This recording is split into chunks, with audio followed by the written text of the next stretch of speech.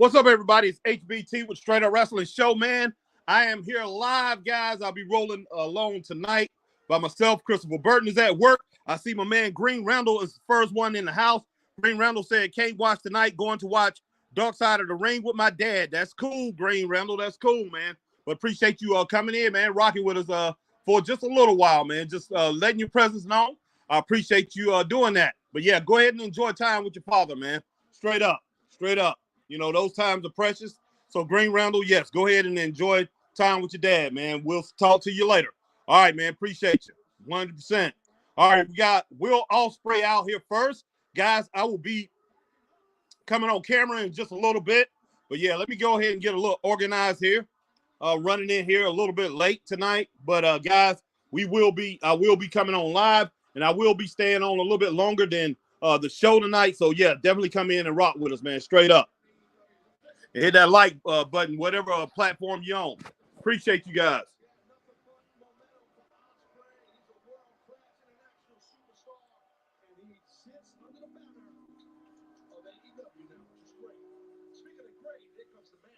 All right, man. Who is Will Ospreay about to take? Who is he about to take on? Who is he about to wrestle? Oh, yeah, Shibata. I forgot about that. Yeah, him and Shibata are supposed to be going head to head. This right here should be pretty good, guys. Definitely should be pretty good.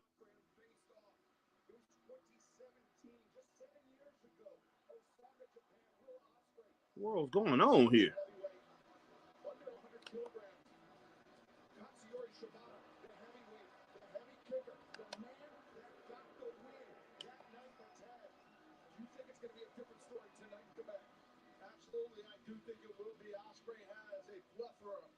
Experience since that moment, but Shibata has just gotten better like a fine wine as the cliche goes. Let's look for beauty here, guys, to kick off Dynamite. You were there in the ring when Ospreay said it himself last week. 7 years is a very long time. He's gained size. He's gained experience. I mean, he's gained a family in that time. He's a very different man that faced Shibata when Ospreay was only 23 years old. Yeah, you can see the size development, how much he has put weight on, how hey. He has become. Okay. Starting off, these guys are pretty much throwing down with this amateur background. So, hey. Should be a pretty good match tonight, guys. You know, Ospreay wants to take this thing to the air if possible, but Shibata has grounded him in the early goings here, and good luck dealing with Shibata on the mat. That was the story in their first match 7 years ago. But oh, look at this here. Yeah, cross arm breaker right here in the early goings. Ospreay immediately making it to the ropes. You could really pop a bicep tendon really quick with a well-done Juji Gatami, or as most pro wrestling fans call it. AJ Scales in the house. What's up, AJ? Hey, Harry. AEW Dynamite on tonight. Will Ospreay is one-on-one action, one-on-one action tonight. Yes. Him and Shibata right now, man, they are getting it done right now. So, yeah. Should be a very good match, AJ Scales, man. Definitely should be a good match. Four-way match to determine the top contender for the TBS Championship. Chris Statlander, Sky Blue, Anna Jay, Will Nightingale, and the CEO, Mercedes Moné, will be joining us here at the All right. And the other quarterfinal round match in the tag team tournament, Best Friends versus Mike Bennett, Matt Taylor, the Undisputed Kingdom. Who will advance to the semifinals? We will find out tonight. And also our main event for the top spot, essentially for the #1 contendership for Samoa Joe in the AEW World Championship. Will it be Konosuke Takeshita, or will it be the Red Hot Swerve Strickland? Exactly right there by Ospreay, taking down Shibata. Well done. And that's how he broke that side headlock into a side headlock takedown. Yeah, a little British style. Yeah, right now, man, you know, they are. Z1, what's up? Z is in the house. What's going on, my man? So right now they are testing each other out with a lot of this amateur wrestling, a lot of the amateur wrestling stuff right there. Hey, Shibata tried to kick Ospreay's head off right there, man. But hey, Ospreay was quick enough to get out of the way.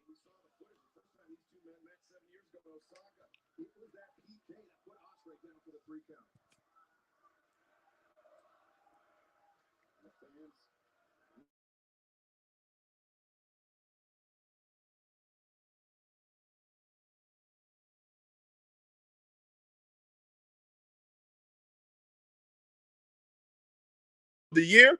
Did you see it or were you busy? I saw it. Real Rally Sport. I've been trying to get to the point where I could do a review of it today. I didn't get a chance to, and I think I'm gonna review that after this show. But I'm gonna do a separate. Stream. I'm not gonna go straight into it, but I'll do a separate stream. I'm gonna set it up. Then I'm gonna go ahead and do the Raw review right after this show and talk about some other things. So guys, look forward to that. So I'm gonna be on a little bit later on tonight. Guys, right after this show, I'll be setting that up, do a Raw review. So remember that I'll be doing a Raw review tonight. Most definitely, man. Most definitely be doing that. And Rally, yeah, I thought it was pretty good. It was pretty good, but it's you know, I don't know about if it was the best of the year, but it was really good. A lot of people have pretty much, you know, gave it praise that it's the best of the, you know, it was a really great show. It was a really good show. And you're probably right, though, when you say it's the best of the year. You're probably right when it boils down to that. Let's see. Only a couple other ones this year so far I could say that was close to that. But it was mainly because of what made it really good was because of the segments, man. The interviews and the segments and the vignettes, a couple vignettes that they had, and the finish that they had. That's what really propelled it and made it a top ranked show. But as far as the matches go and everything, man, they didn't have many matches. You know, it was like in the first hour, 20 minutes, they only had one match. So it was basically a lot of talking, a lot of segments and things like that. But yeah, overall, man, it was a pretty good show, though. As far as putting on TV, it was a good show. And we'll see where they go from here. Next week should be pretty good, too, hopefully. Then, because, you know, we only got 2 weeks before Mania. So they, you know, hey, a little bit less than that. So they got to go ahead and give us another good show. Hopefully they give us another good show. It's going to be hard to top this week, though.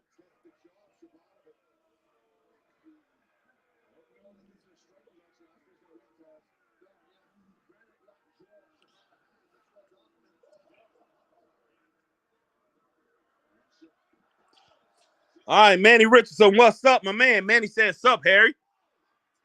Did we just witness slow burn of Attitude Era coming back? And NXT was fun last night. Yes, it was. I don't know about all that, man. I mean, I think they're trying to tease that since they're going on Netflix and everything. But look, I'm gonna go ahead and say it straight up. I don't think it's gonna work as far as Rock thinking he's gonna bring the cool era back. They're not worried about Attitude Era or anything like that, man. The bottom line is they want to get everybody back as far as the people that used to watch wrestling. That's what they're aiming for. And I don't think it's going to work. Not with Rock doing what he's doing. I really don't. I think they got to go a different route instead of trying to use the Rock for that because, man, the wrestling fans do not see Rock like that anymore. And, man, the core wrestling fans or your grandmas. If grandma loves wrestling, everybody in the family is watching wrestling. That's just bottom line. That's how it was back in the day. You know, if your grandma loved it, your grandpa loved it, everybody in the family loved it. You had the whole family. The thing about it is this: when the Attitude Era started coming around, NWO and everything, you had a bunch of young people who got invested in wrestling, started watching wrestling.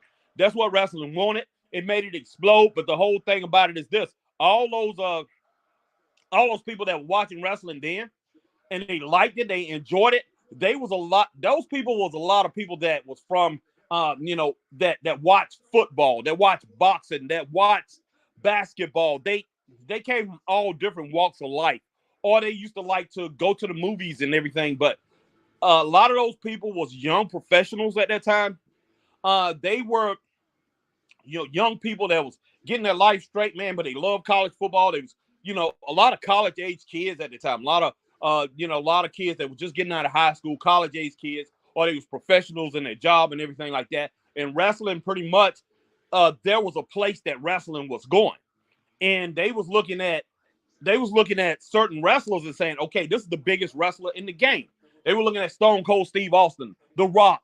They were looking at, Hulk Hogan.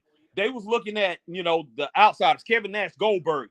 These are the big wrestlers in the game, just like you look at basketball back then. In basketball, you had your champions, man, and there was no pretty much no negotiation. There was no debate about who was the champs. You had the San Antonio Spurs at that time pretty much dominating in basketball. In football, man, you still had, in football, I think you pretty much had the Patriots coming up, but you had the Steelers that were still doing their things. The Cowboys was still pretty good.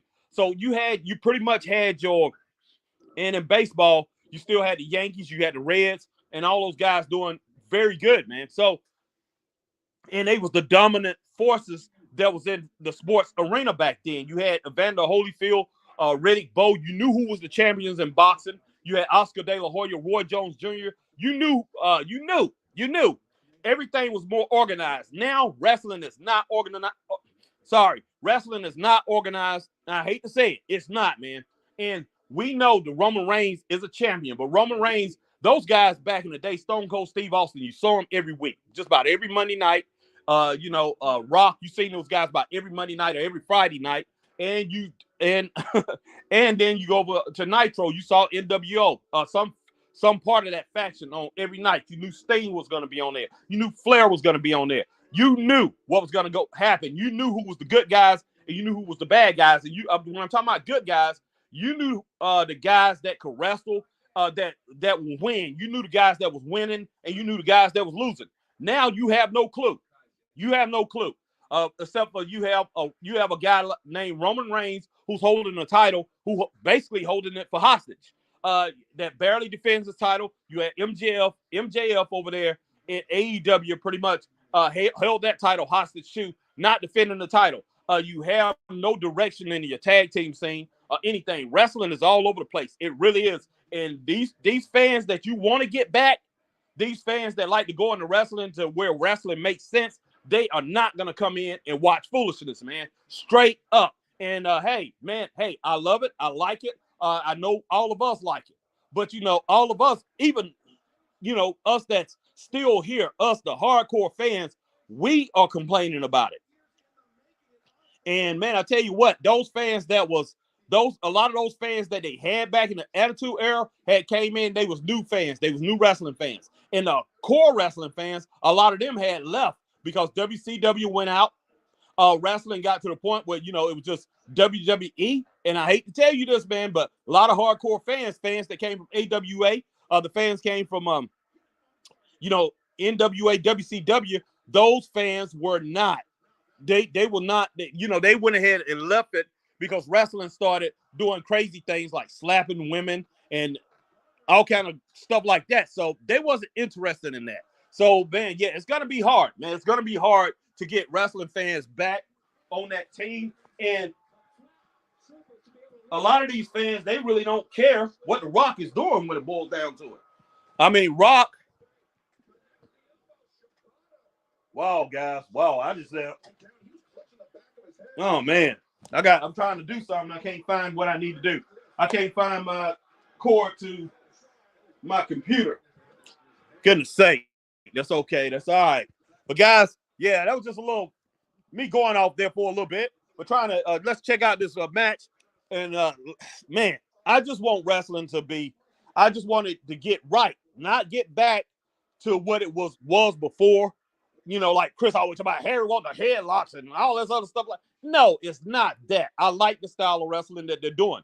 Everything has to change. Everything has to evolve. But it has to be some rules that's in place that has to stay, man. And you add things to that, but you make wrestling better. You don't change the whole game up. And that's pretty much what these guys have done. They have changed the whole game up. And then when you have somebody like Sting, who was over in AEW, you had Ric Flair, who's over in AEW. And when these guys speak, you have the young guys don't want to listen to them. Man, so it changes the whole parameter of what we're watching, guys. It's crazy, man. Straight up.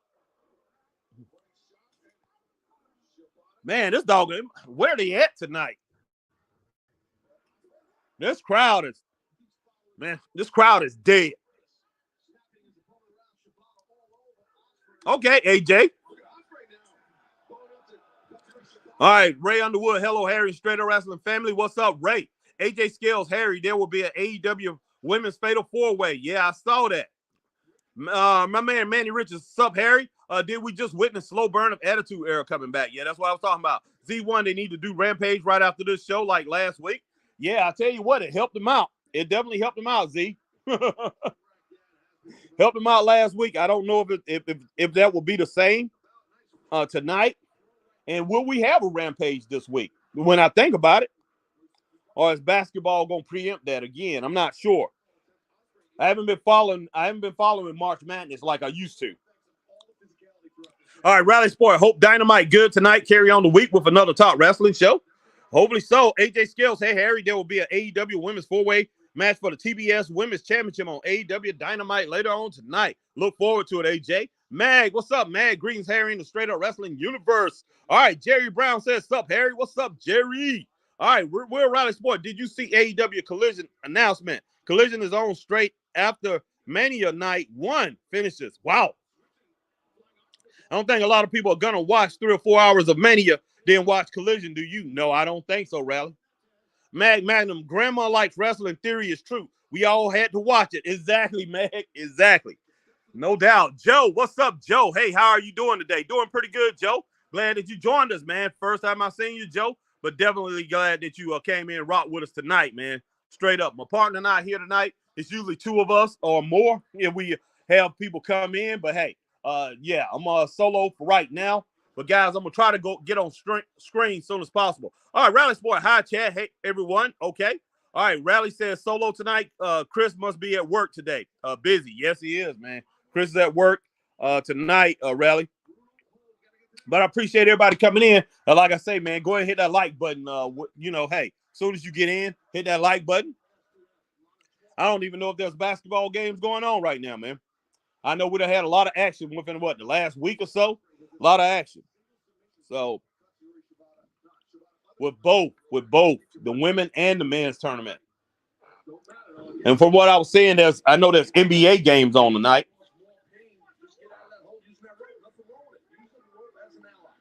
I don't know what to say about this match so far.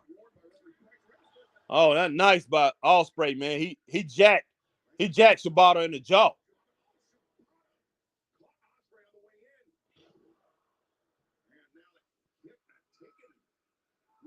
But yeah, I got to go and get my cord, guys. I think I got it in the living room somewhere. Oh, I know where it's at. I know where it's at. My cord to my laptop, but that's okay.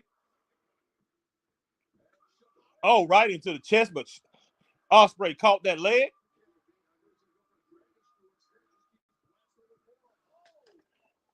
Wow, man.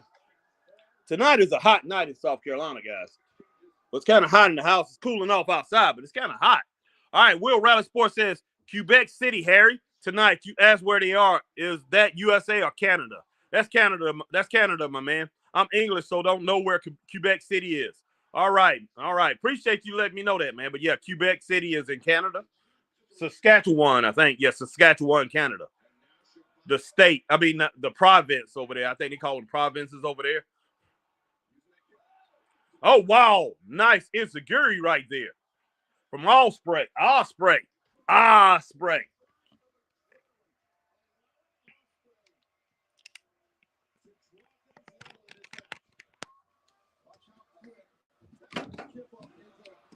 Yeah, guys, I'm going to try to switch this to a different TV so I can get on live and watch this live with you guys so you guys can see me live pretty much.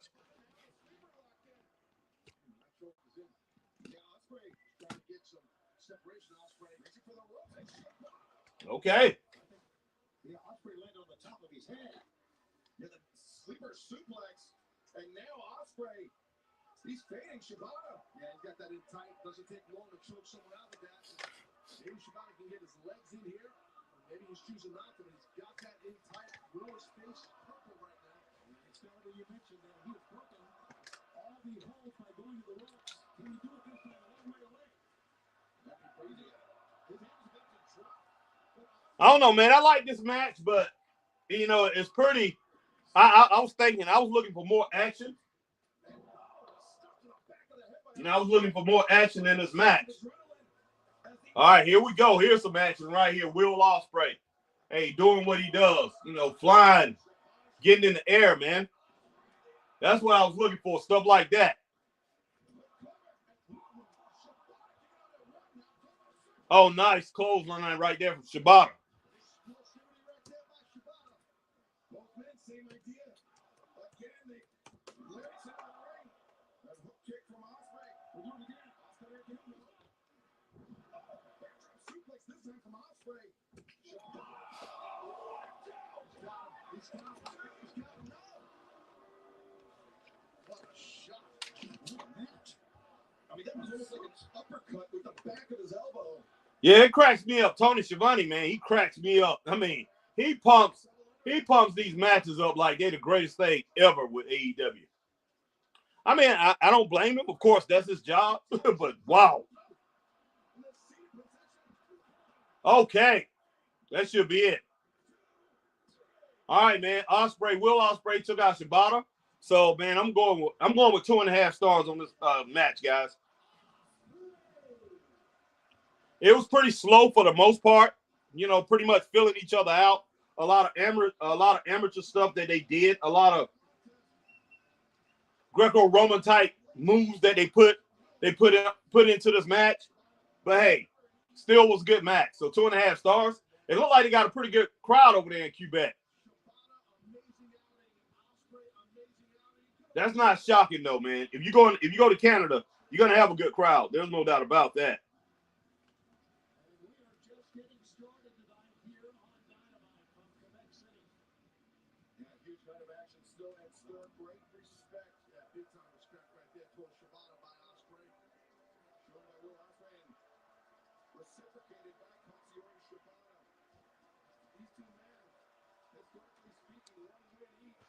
All right, man. Good. Yeah, good sportsmanship right there at the end of that match.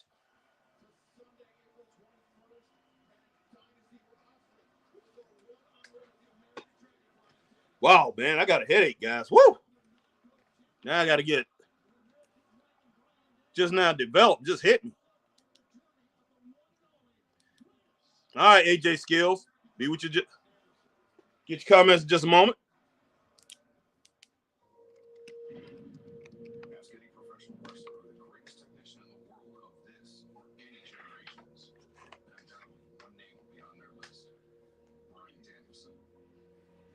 Oh, snap. Oh, snap, man. Bryan Danielson. I see Bryan Danielson saying, who's the greatest technician? I think Bryan Danielson is good, and yeah, he will take you to the mat and wrestle you. I mean, I will say that straight up. But to go out there and say he's the best technician in the world, man, there's so many wrestlers I'll put ahead of him. So many. I mean, and I ain't talking about just a handful. I'm talking about a lot of different wrestlers I will put ahead of him as far as technician when it comes down to wrestling and wrestling history. But hey, he definitely can do it, man. He definitely can do it. What the world's going on here? I just switched over TV, man. Switched over to the app, but it's acting a little funny here. What in the world's going on? Sorry, guys. I wanted to do this so I can pretty much be right here face to face and talk. Get on my computer and talk. Wow. I mean, get on. What in the world? Okay, here we go. Let's see if it comes back in.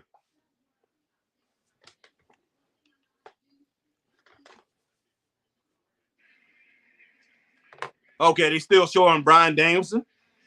But yeah, 2.5 stars for the last match, man. And thumbs up to this vignette that they having, this promo segment that they having. Bryan Danielson, they pumping him up, guys. I can understand that.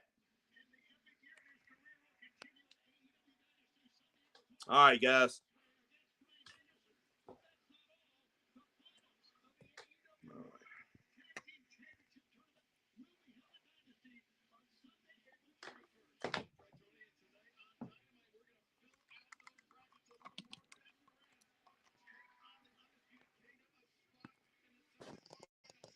Sorry about that. All right, let me try to get to your comments real quick. Some of these comments, man, knock some of these out. All right, last thing I seen was Joe. Riley says, hi, chat. Everyone okay? Solo tonight. Rally said Quebec City got that. All right.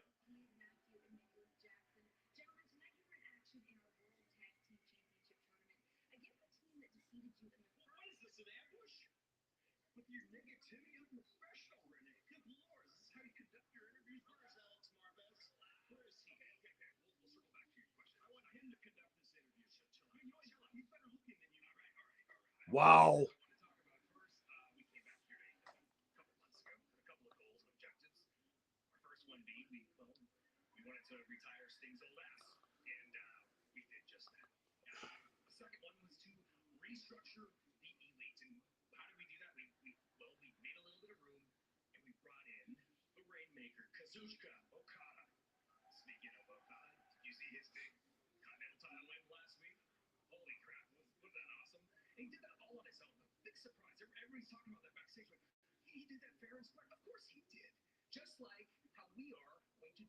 It was a 1.5 star match when Okada won that match, guys.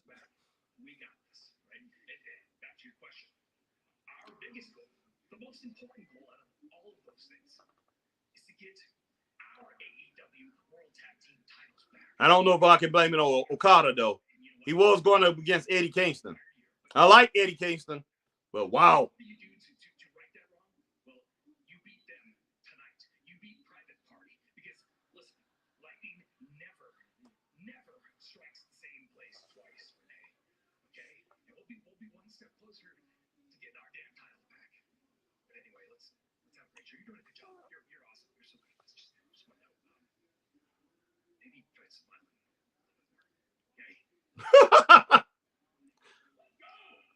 Wow. That was a little crazy there. All right, let's see. Let's go ahead and get to some of these comments.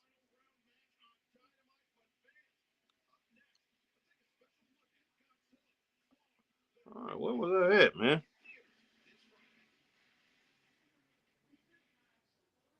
Okay, I had already said what Mag said, but yeah, Mag said Grandma likes wrestling. Theory is true. We all had to watch it. No hands and buts about that, Mag. Joe said, how you doing today? All right, Rally Sport, hi, chat. Everyone okay? Rally said solo tonight. Yep.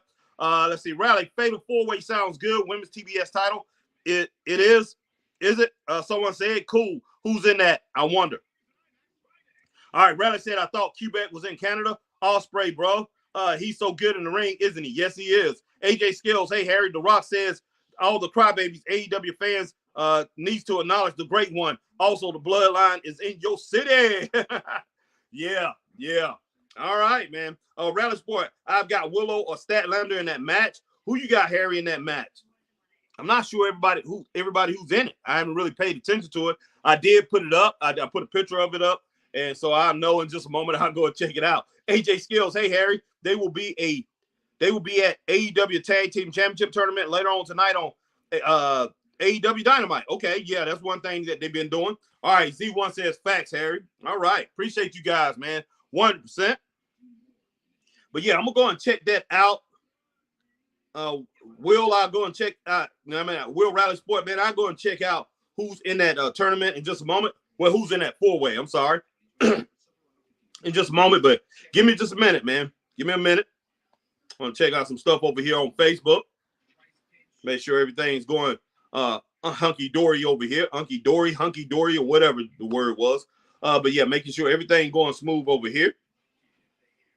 And I'll get to you, man. I'll get to you. Let me go and check out some of these pictures that I have, and I can tell you, because man, I did. I just put it up, and I was in a rush doing all that.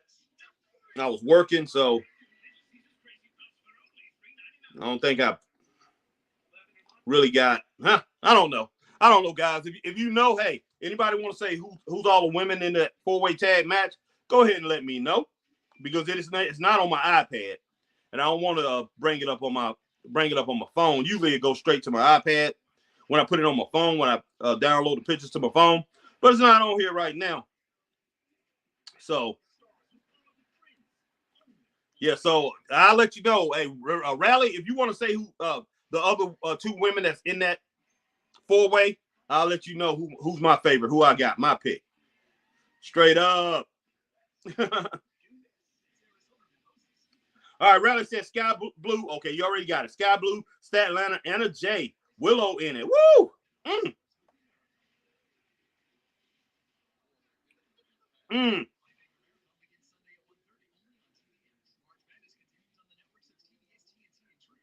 Okay, I got you. Will Riley said, I put it in chat, Harry. Everyone in the women's match. Yeah. I'm going to say Willow. I'm going to go ahead and say Willow will take it. It could be Statlander, and it could be a little beef between those two. I don't know. But I'm going to say Willow's going to take it because they trying to pump up that Willow and Mercedes Moné thing. And if they're smart, they're going to go ahead and let her win it when it boils down to it. Not saying she's the most talented in the ring. It's just that to build up Mercedes Moné, to keep that momentum building up between Moné and Statlander, you need to put Willow winning that match straight up.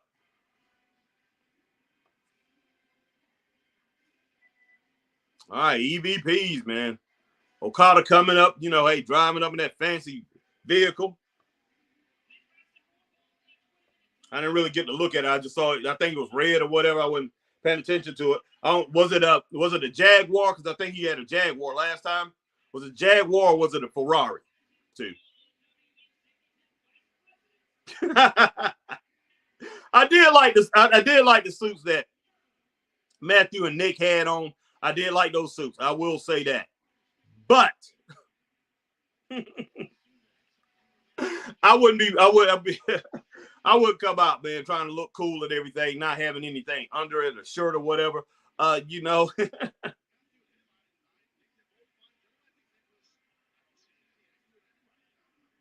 These guys went from trying to make it look cool to making it look silly, man, straight up.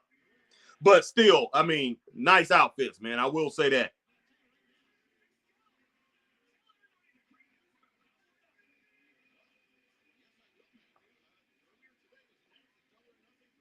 All right, Riley says, yeah, Willow getting a bit of a push, isn't she? Mercedes is on commentary for that match. Okay.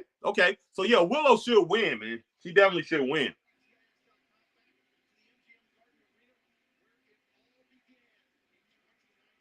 Man, I tell you what, AEW, if they can get this thing together, if they can get it right, if they can get everything lined up right and have somebody to come in and manage this thing where it's going to be, where we're going to see progress to where somebody is going somewhere, then, man, they will come up. They will come up strong on WWE and probably be able to make some very good deals with some companies out here for TV and everything.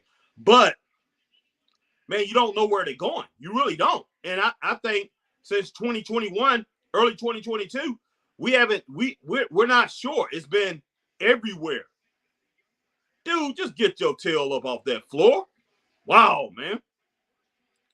But yeah, Kenny Omega. When Kenny Omega was the champ, the world champ, and when he was AEW world champ, I feel that you could tell that, hey, the company was going somewhere, and they was making it clear that Kenny Omega was the best in the world. They was making that clear. And, you had some incredible matches, but they got to the point where it was too many of them. And the matches started looking, those matches that you had the Young Bucks against Pac and Penta, or Ray Phoenix and Penta, or whatever combination that they had, those matches started looking too, they was too, what is it? Let's see. It was too choreographed, man. You could see everything that was coming. I didn't like it. I got to the point where I didn't like it. At first, the first few times that I saw them in 2021 do that was really good, but they tried to carry that on into 2022, and they kept going with the same formula over and over. Very repetitive, man. Very repetitive. And, these guys, the Young Bucks really wasn't wrestling many other teams. And it just got old. It really did.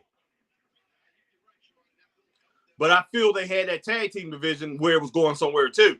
But, man, it just all got scuffed up.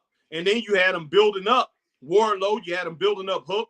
Everything looked good for them. MJF was making a move. But, hey, like I said, man, you talk about dropping the ball. But the first move dropping the ball was Cody Rhodes. So when Cody Rhodes up and left, lost Cody Rhodes. That was it. That was it.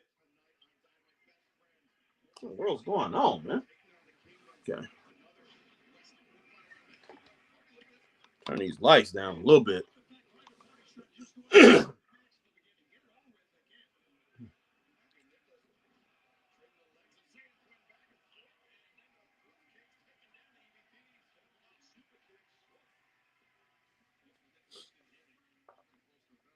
All right, my man Robert Brown in the house. What's up, Robert? Robert in the house. Appreciate you coming in. Yeah, Rally said he still don't like them. Yeah, they got nice suits, but he still don't like Matthew and Nicholas Jackson. I don't blame you, man.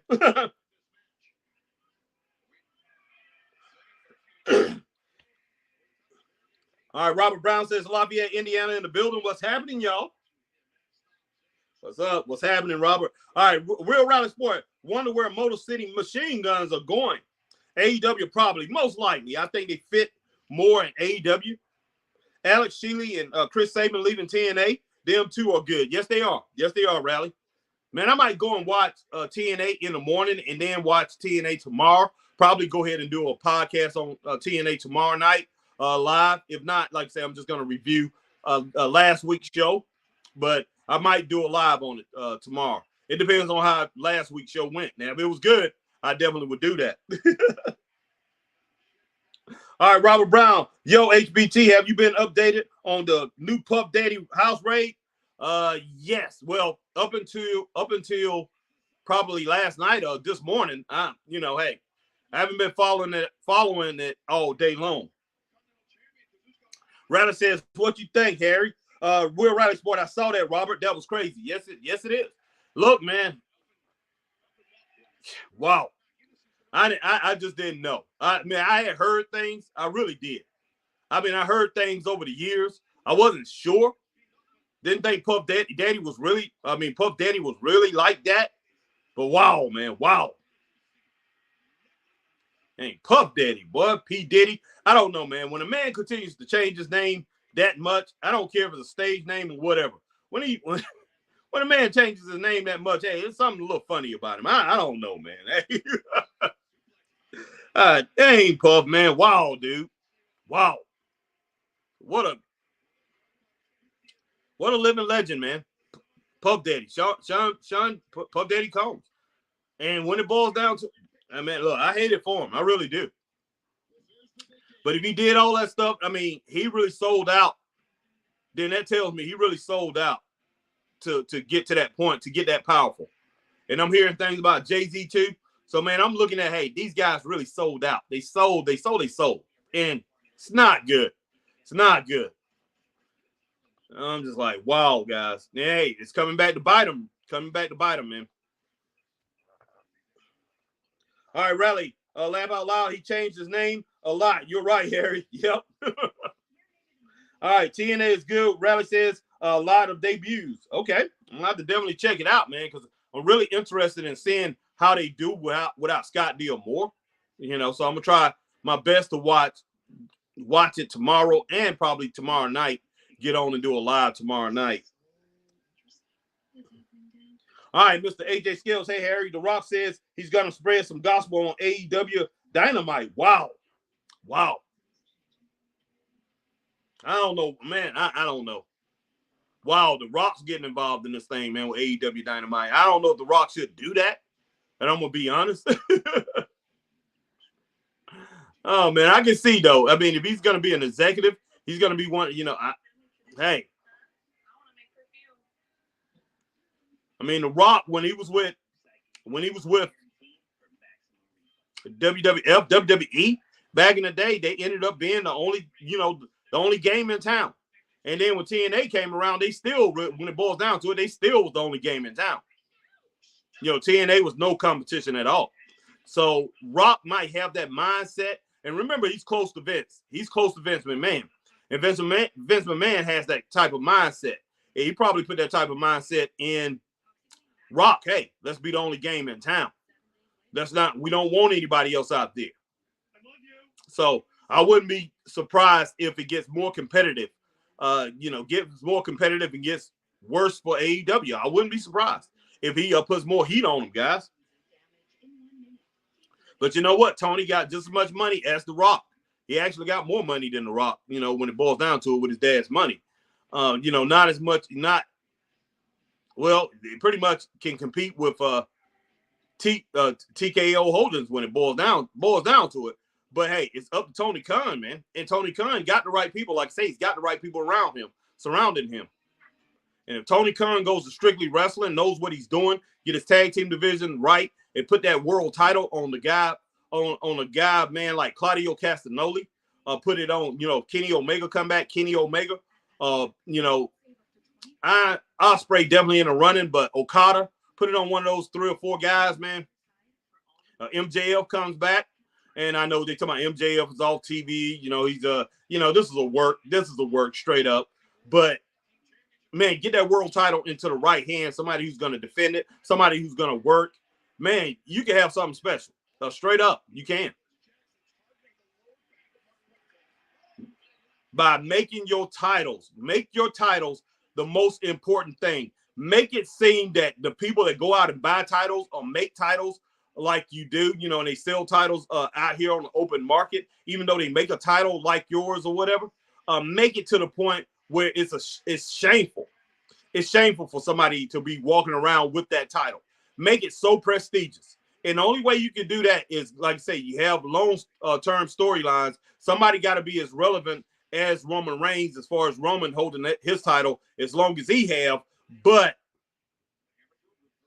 you make it so big, man. It's just like, okay, this is his title. Look, I can show people that I do have one of those belts or whatever, a replica of that belt, but people don't want to bring it into the arena. People don't want to, unless they get an autograph on it or whatever, but you're not having, because you have independent, a lot of these independent shows, they copy these titles. They copy them and call it their own. But man, you want to make it so iconic. I mean, go for the Jordan effect, guys. Go for the Jordan effect.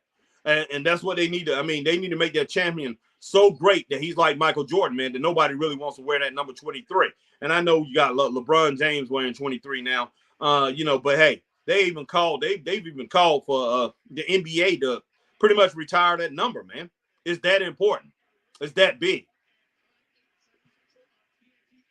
But yeah, they got to make their titles so important, man. That was the thing about NWA. That's what kept them in the spotlight, kept WCW in the spotlight before Turner got them. Man, Jim Crockett Promotions, even though it was a smaller promotion, that NWA World Championship belt, that heavyweight belt that Ric Flair held, it held so much prestige in wrestling that you couldn't ignore it.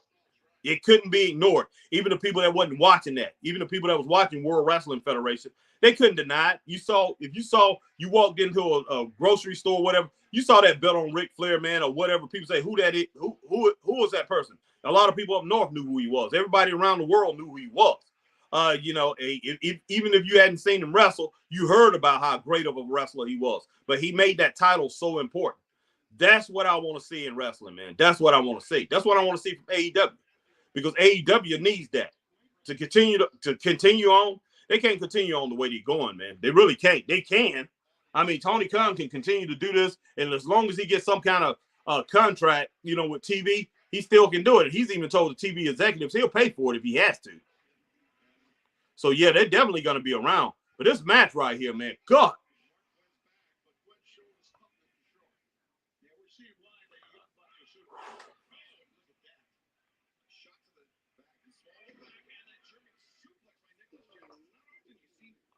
Man, this match is slow. I expected more of a fast-paced match than this between these two teams.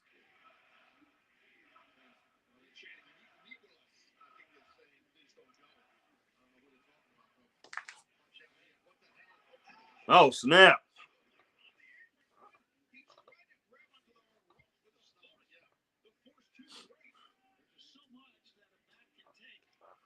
All right, man. Marcus Brown says, Harry, sorry I'm late, but what's going on? I really don't have a lot to say tonight, but what's up with AEW Shields thinking every time it's a WWE contract expires, they automatically think AEW bound? Exactly. Well, you know, of course they're going to think that, man.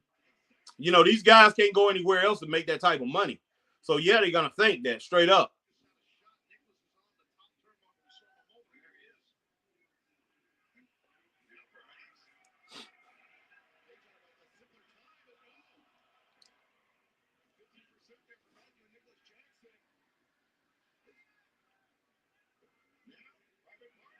Oh, my gosh. Oh, nice cutter.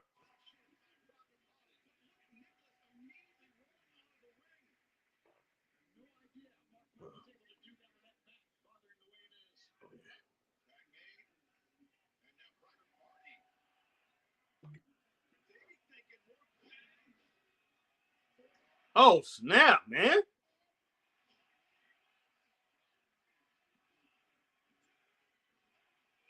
Okay. Match getting better. All right, Raleigh says, I'm a massive Cody fan, so I was gutted on Monday night. Rock beat the crap out of him. Also, we are sure Rock's not champion. He's facing Cody at Mania because that's what it feels like. Yes, it does. I agree with Raleigh. Marcus Brown, Harry, well, Becky said she have 2 months left on her contract, and automatically idiots think she's going to AEW. Can people stop the BS and thinking AEW can get everyone? That's true. She definitely not going there. Not unless her husband going. She definitely not going there. I don't think Becky would. No. Wow, man. What?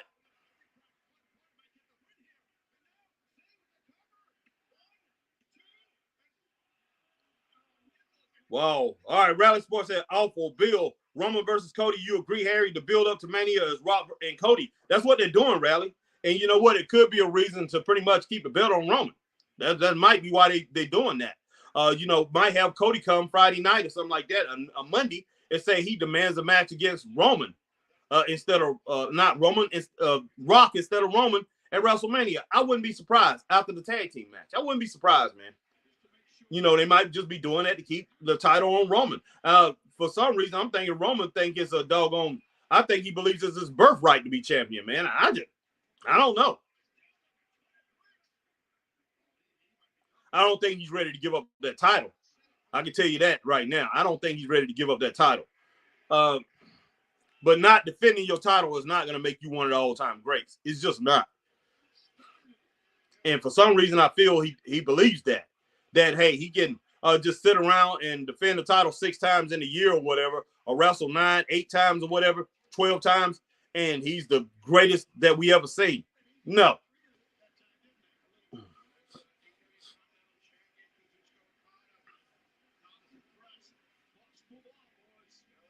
All right, Marcus Brown says, I'd rather see Punk versus Reigns than seeing Cody versus Reigns again or Punk versus Rock again.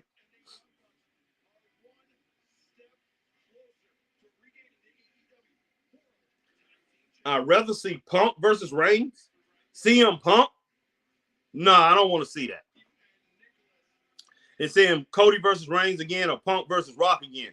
I don't want to see the guy that we have right now is CM Punk. That guy, that CM Punk, the CM Punk today in the condition he's in now, I don't want to see that, Marcus. I really don't. All right, Marcus Brown, Harry, I won't be able to be on here next week. My baby sister baby shower is next week, so I will be busy finding a gift for her. No problem at all, Marcus. No problem, brother. All right, guys, give me just a moment here.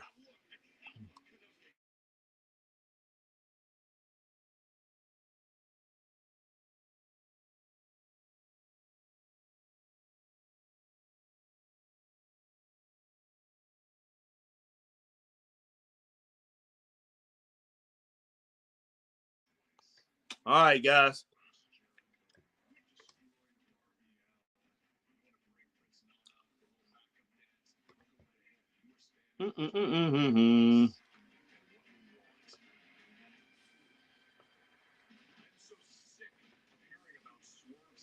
Not bad, Don Callis. Not bad at all.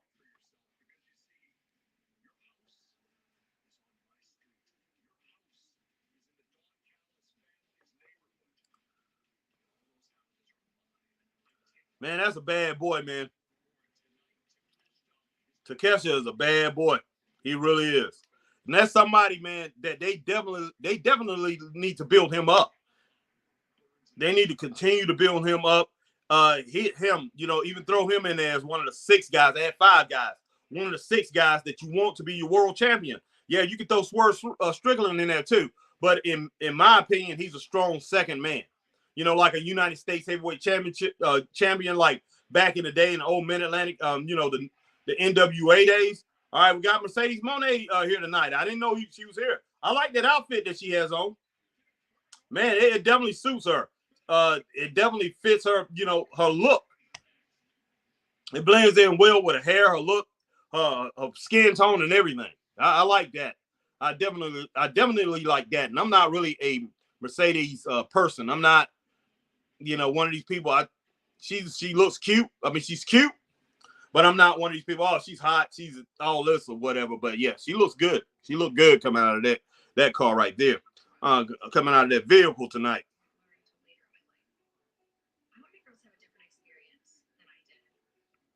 All right, AJ Scales. Hey, Harry, The Rock is a great one, the people's champion, legend. Also, the final boss. That means he may show up on AEW Dynamite and challenge Samoa Joe for the AEW Championship at AEW next pay-per-view. What? I don't know about that, AJ. Wow, that'll be stunning if he does that. And I don't know. Will Riley Sport, I can't imagine Becky going straight to AEW, leaving her husband. No, neither can I. Riley. I'm pretty sure WWE will offer her new deal. One of the biggest women's stars. They're not gonna let Becky leave and go to AEW. Nope, in my opinion. No, I don't think so either, Riley. Riley says, you agree, Harry? Yeah, chat. Yeah, I agree with you, Riley. Riley says, agree, Marcus. Becky comment. Marcus Brown. Riley Sport, well, Becky, Drew, and Self secretly re-signed Triple H. Ain't dumb at all. The company chose Becky over Mercedes, and have supported her for over a decade. Yep. Riley Sport, again, agree. My opinion, Becky better than Mercedes easily. Yeah, she's better than her. Yeah. I mean, Mercedes is good. She's good, but Becky and Charlotte, they top tier women, man. Top tier. And I'm going to go ahead and throw Sasha Banks in there. She's one of the top tier women, too. But she's not better than those two. All right, Rally Sports says Marcus. Z1 says Harry. Where's MJF? Not on the roster. I can tell you that. Merchandise not selling either over there. Not on that roster. But man, we've seen this before, so we could easily be fooled. And I'm pretty sure Tony Khan probably thought of that as some kind of ratings ploy. Man, I wouldn't be shocked. Tony Khan. He got revisionist history, man, when it boils down to it. He's got that revisionist history syndrome, and he's hoping that we forgot that they done this before. So I'm not sure. There's no buzz out here. I haven't heard anything from anybody, man, that's in the know of MJF maybe heading over to WWE. There's been some people who speculated, but they're not the type of people that's pretty much reliable. Put it that way. All right, Marcus Brown, Tony Khan needs to focus on who we have instead of signing people every 2 weeks to prevent them from going to TNA or WWE. No doubt, Marcus. Marcus said Becky is royalty to WWE just like Rollins and Drew is. Yep. Matt Magnum, is it me or does it look like the Young Bucks stole the Hardy Boys 90s look? And look, man, I'm going to get a match between 2 and 2.5 stars. I'm going to give it 2.5 stars, but I'm going to give it between 2 and 2.5 stars. Tony Hawk. Okay, cool. But I'll tell you what, Darby Allin, man, looks lost without Sting.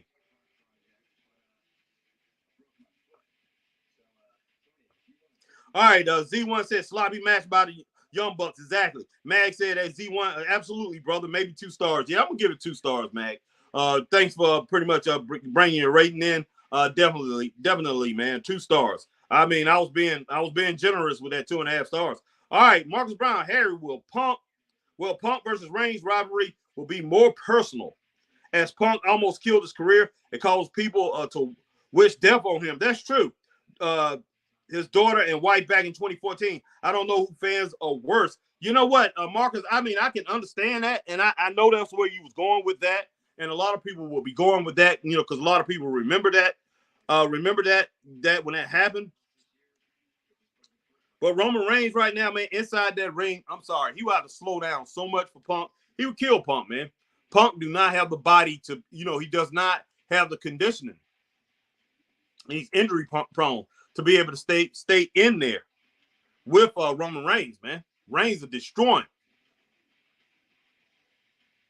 right now, man, a lot of indie wrestlers are destroying him in that ring. Straight up. I hate it for Punk. I hate it for Punk's fans. I really do. Because it's going to be hard for him to get him back to where he's not injury prone or back to where he used to be.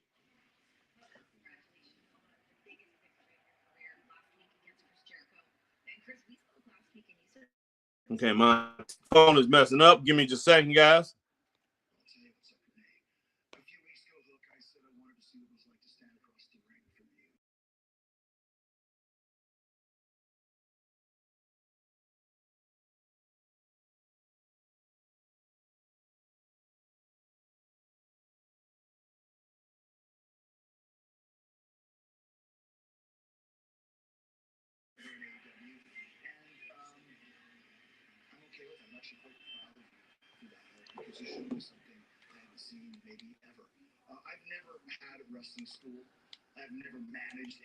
Let's see if this kid gonna talk, gonna say anything.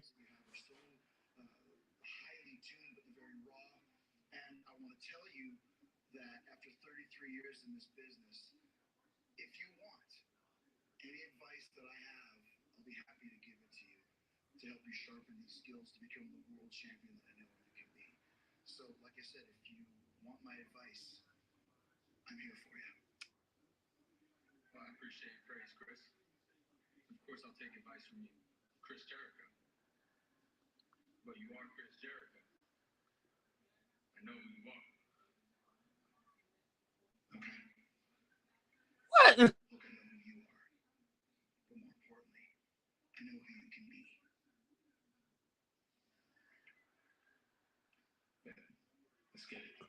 Oh my gosh.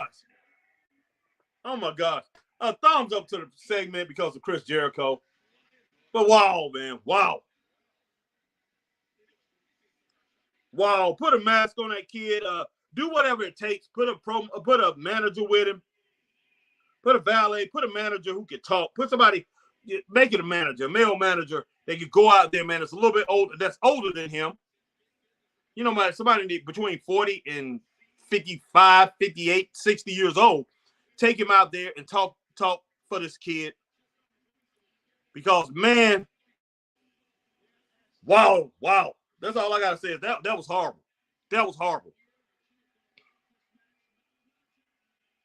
Oh, my gosh. That's all I got to say, man. I'm stunned.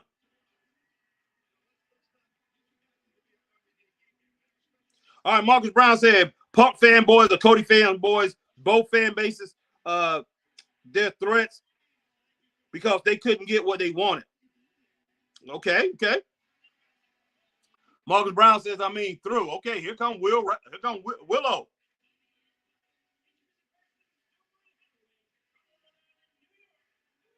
James Brown said, through. Okay. Through threats. Okay. Jameson Byrne, what's up, man? Jameson, well, do you see that, Harry? AEW showing video package for the wrestler. What? Wow, I'm shocked. Everything Harry said they should do. Listen. Yeah. Yeah, I appreciate that, Jameson. Marcus Brown, my man Marcus says, well, do you, Harry? Okay, I got that from Jameson. Marcus said, Harry, Tony Khan moved Collision a few hours earlier on WrestleMania 40 Saturday, and NXT stand and deliver in the same week. People would be a fool to think Collision is getting any type of ratings. Yeah. Marcus Brown, Harry, Rock is bringing the big gun. Cena, Stone Cold Steve Austin, The Undertaker, Hogan, and possibly Trish Stratus, the last 5 draws of the company. Collision stands no chance that night. No, they don't, man. Of course not. Jameson Byrne, Harry, WWE just teases on their Twitter. You never know who might show up at Mania. Yeah.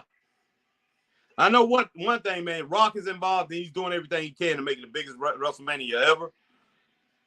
So, hey. All right, Marcus Brown, all the top-tier Attitude Era talents will be on the same show in 20-plus years. WWE is becoming Attitude Era again. Rock needs more credit for bringing this era. You know, Marcus, you know what? Look, Marcus,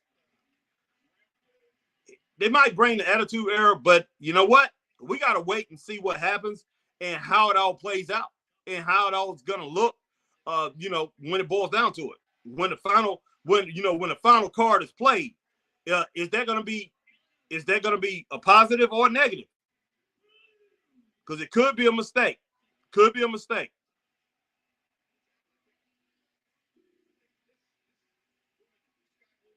All right, Marcus said that Jameson Byrne. Well, I just told everyone one of the surprises. Yep, Jameson Byrne, who hook Harry Chaz should manage hook. I think he will be good managing him. It's his son or whatever. But man, one thing easily said about that is, can't your son speak for yourself? Speak for himself. Daddy got to speak for him. I mean, like I said, this kid can't talk, man. He just cannot. It's crazy.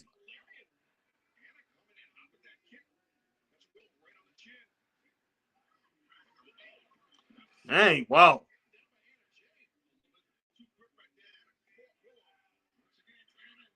Oh, Jameson Byrne says, and have Nigel on commentary for Dynamite. Okay.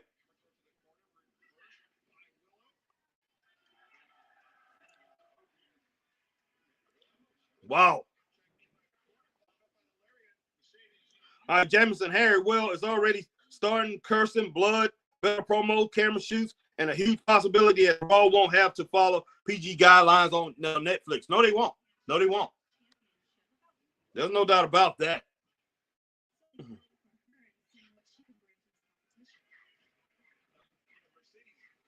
All right, Alma Clark is in the house. What's up, Alma? What's up, Harry Bernard Taylor? Oh, gosh. I got a lot of them. I got Jordan Payne in here, too, from Facebook. Guys, sorry, I haven't been, I got everything all pretty much screwed up, so I haven't really been watching the Facebook thing. Man. I don't like what's going on with my camera. Hold on for a second. All right, guys, still here. Alma and Jordan, I will get to your comments in just a moment.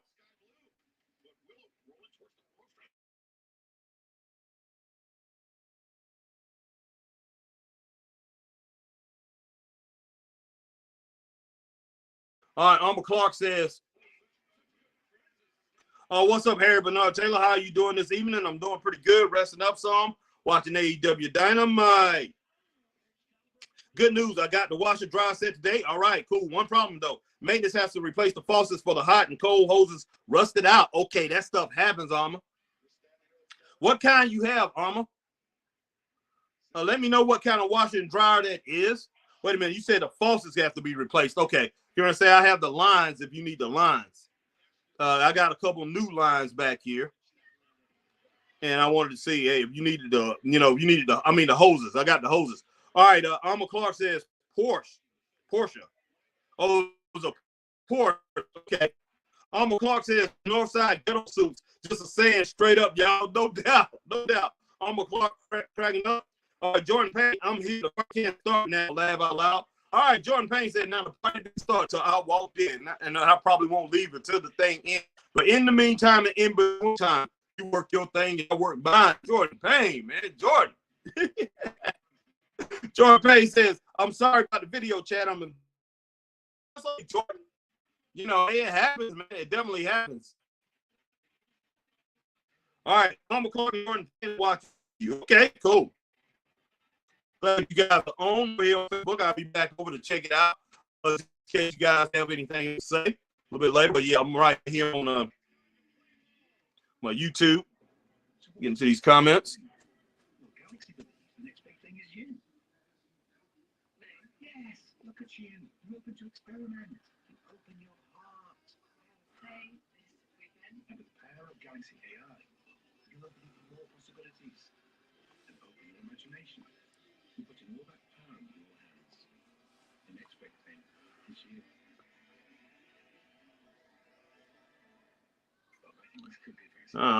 Willow boy. Oh, she pulled back on that body slam right there on Anna J on the outside.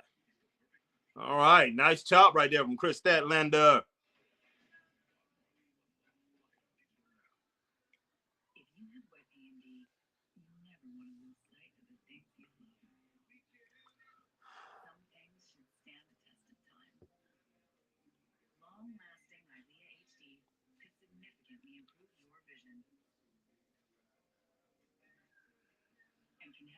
Marcus Brown, Harry, I'm telling you now, in 2025, the product will be more hardcore. Yes, that's what where they're heading to, Marcus. There's no doubt about that. They definitely heading to that.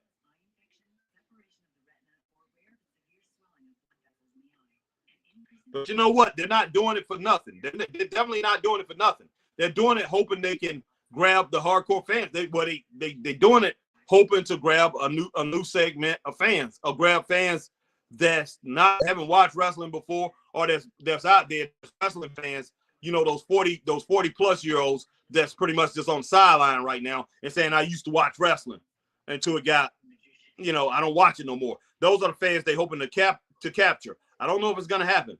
You know, even with the Attitude Era, you know, a lot of fans that's in the age group where Chris at, you know, and everything like that. The grandparents and their parents, man, straight up, they are. And these kids today that's coming up, they have no clue about wrestling. And the young people, Gen Z, most of them, they don't care nothing about wrestling. You know why?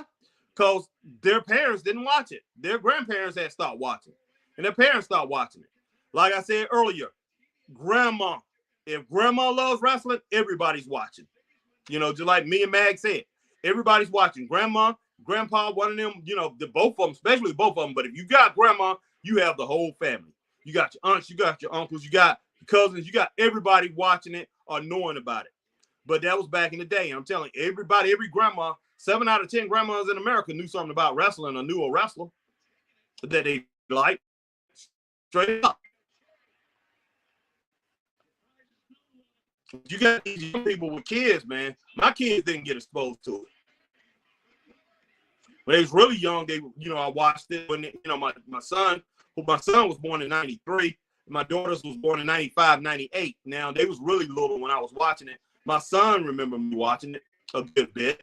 My daughter, my second one, my second daughter, well, my first daughter. I got my son, the oldest, and 2 daughters. And they used to be around when I was watching it, but they didn't pay no attention to it. They really didn't. And, of course, I wasn't going to push them to watching it at that time. But by the time, because by the time I stopped watching 98, 99, my son was only like 5, 6 years old.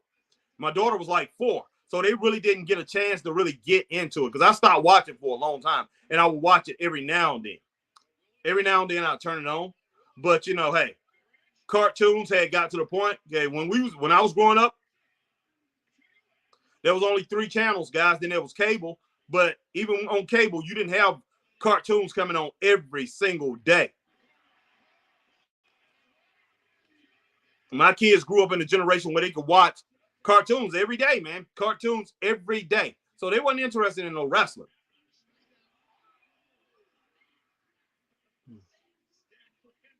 When wrestling used to come on Saturdays, Saturday nights, things like that. There wasn't no cartoon on TV. So if you was a kid, you was sitting around with your parents, you was watching wrestling. So it's going to be hard, man. They can do whatever they want to. They can go on Netflix, but I'm telling you, it's going to be hard, Marcus. I think they can get more publicity there. But, man, wrestling has to be special. And to make it special, that in-ring product is going to have to be dynamic. It's going to have to be great. People, the general public is not going to start watching wrestling out of the blue. They're just not going to come out here and start watching wrestling out of the blue because Rock decided to get back into it or John Cena gets back into it. They're not going to start watching wrestling because of that. No ends and buts about it. They're not going to do it. And it's already proved. That's already been proven in the ratings. Rock he's not moving the needle, guys. He really isn't. So,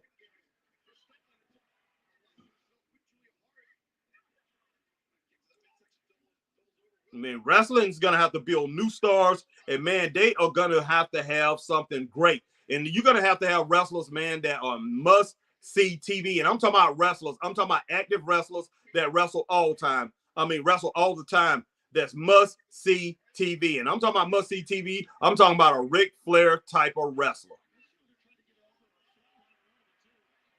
And, guys, I'm going to tell you, he was must-see TV. He was must-see TV. And when I say must-see TV, you didn't even have to watch wrestling. People come walking through your house. It could be friends of your parents, friends of your grandparents.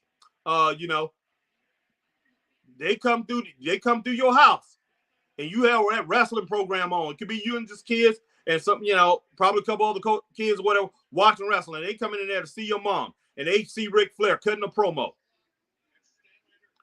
They will tell you, they will stop and tell you that they hate that guy.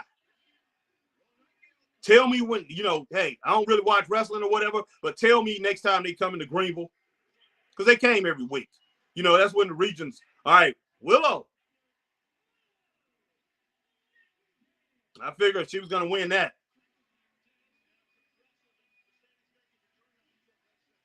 Oh, well.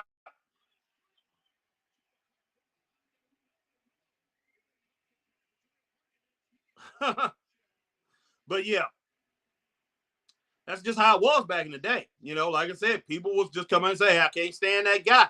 And whenever he comes to Greenville, let me know. And it was wrestling every Monday night. So most times, 80, 90% of the time, he was there every Monday night.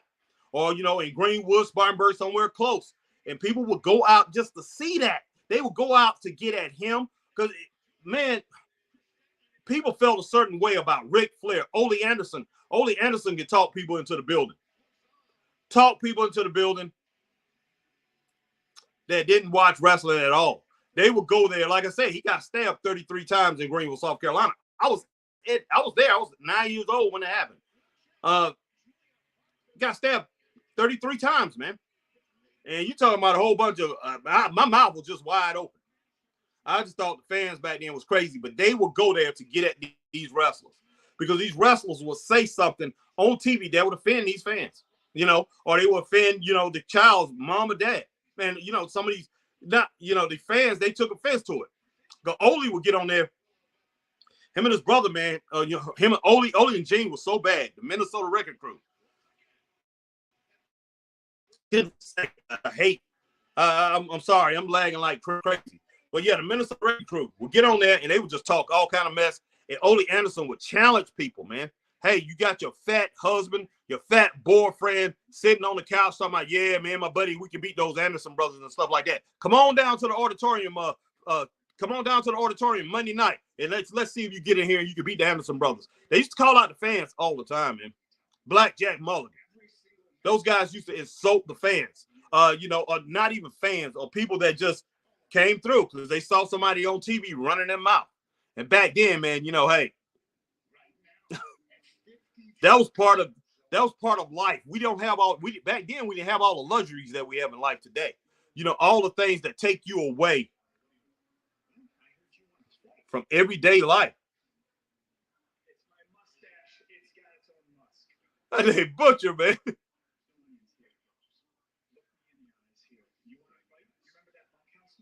Wow.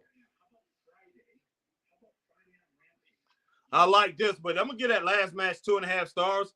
Statlander, I mean the four-way, women's four-way. I'll go and give it 2.5 stars. You know, barely 2.5 stars.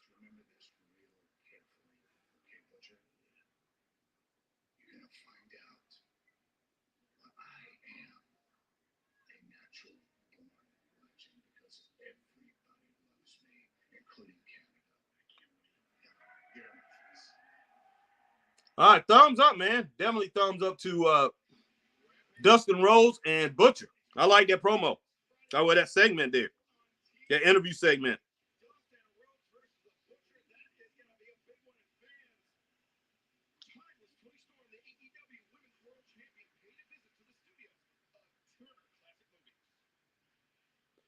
All right, let me get all the way back up here, man. I'm just gonna pretty much go down here with the chats again.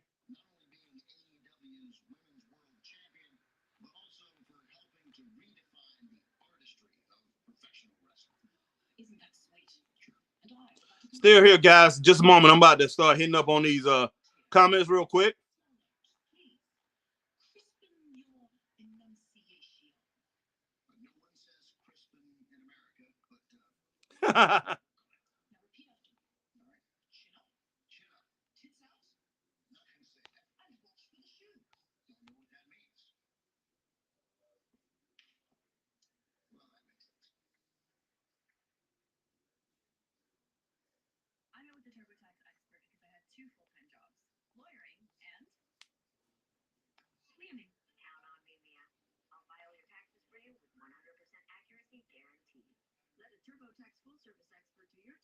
All right, guys. I just want to get to the point where I want to start with these comments, but I'm definitely here.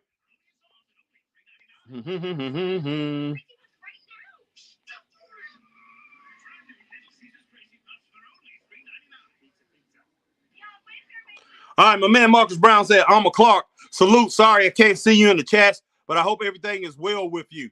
All right, Marcus got his prayer and hands up. I'm pretty sure Alma appreciates that. Marcus, straight up. Jameson Burns says, like you said, Harry, Hook should go to APW or New Japan, no doubt, and find him a character. Start all over. Yes, sir. Yes, sir. He can come back totally different, man. And yeah, it definitely will help in his development. And as far as his talking, he just needs to go and start talking with some adults, man. Just start talking with people that grew up talking. You know, and it's not just on him. It's just a lot of young people just don't know how to communicate like that no more, man, because, wow, they just didn't have to do it. They just didn't have to do it growing up.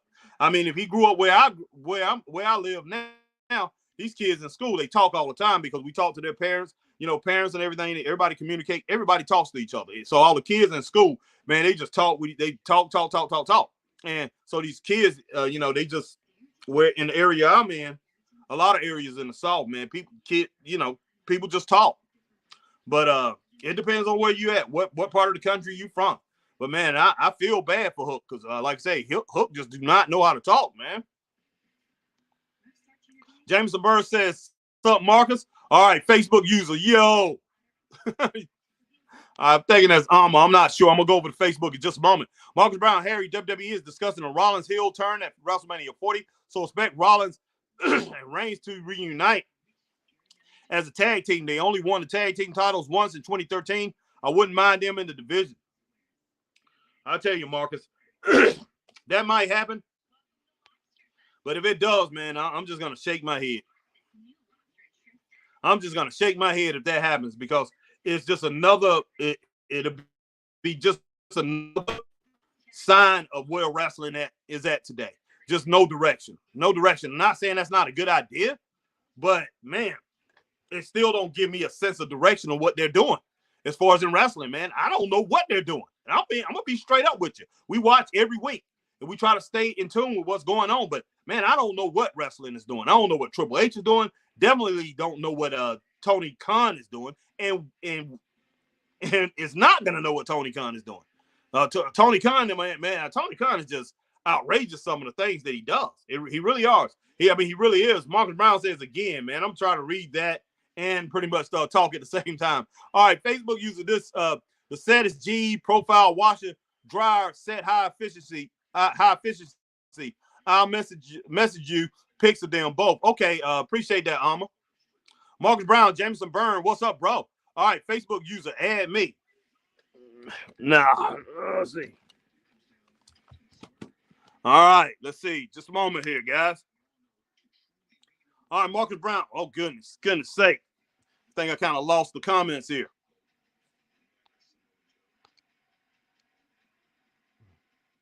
Sorry, guys, lost my comments. Okay, I'm back here.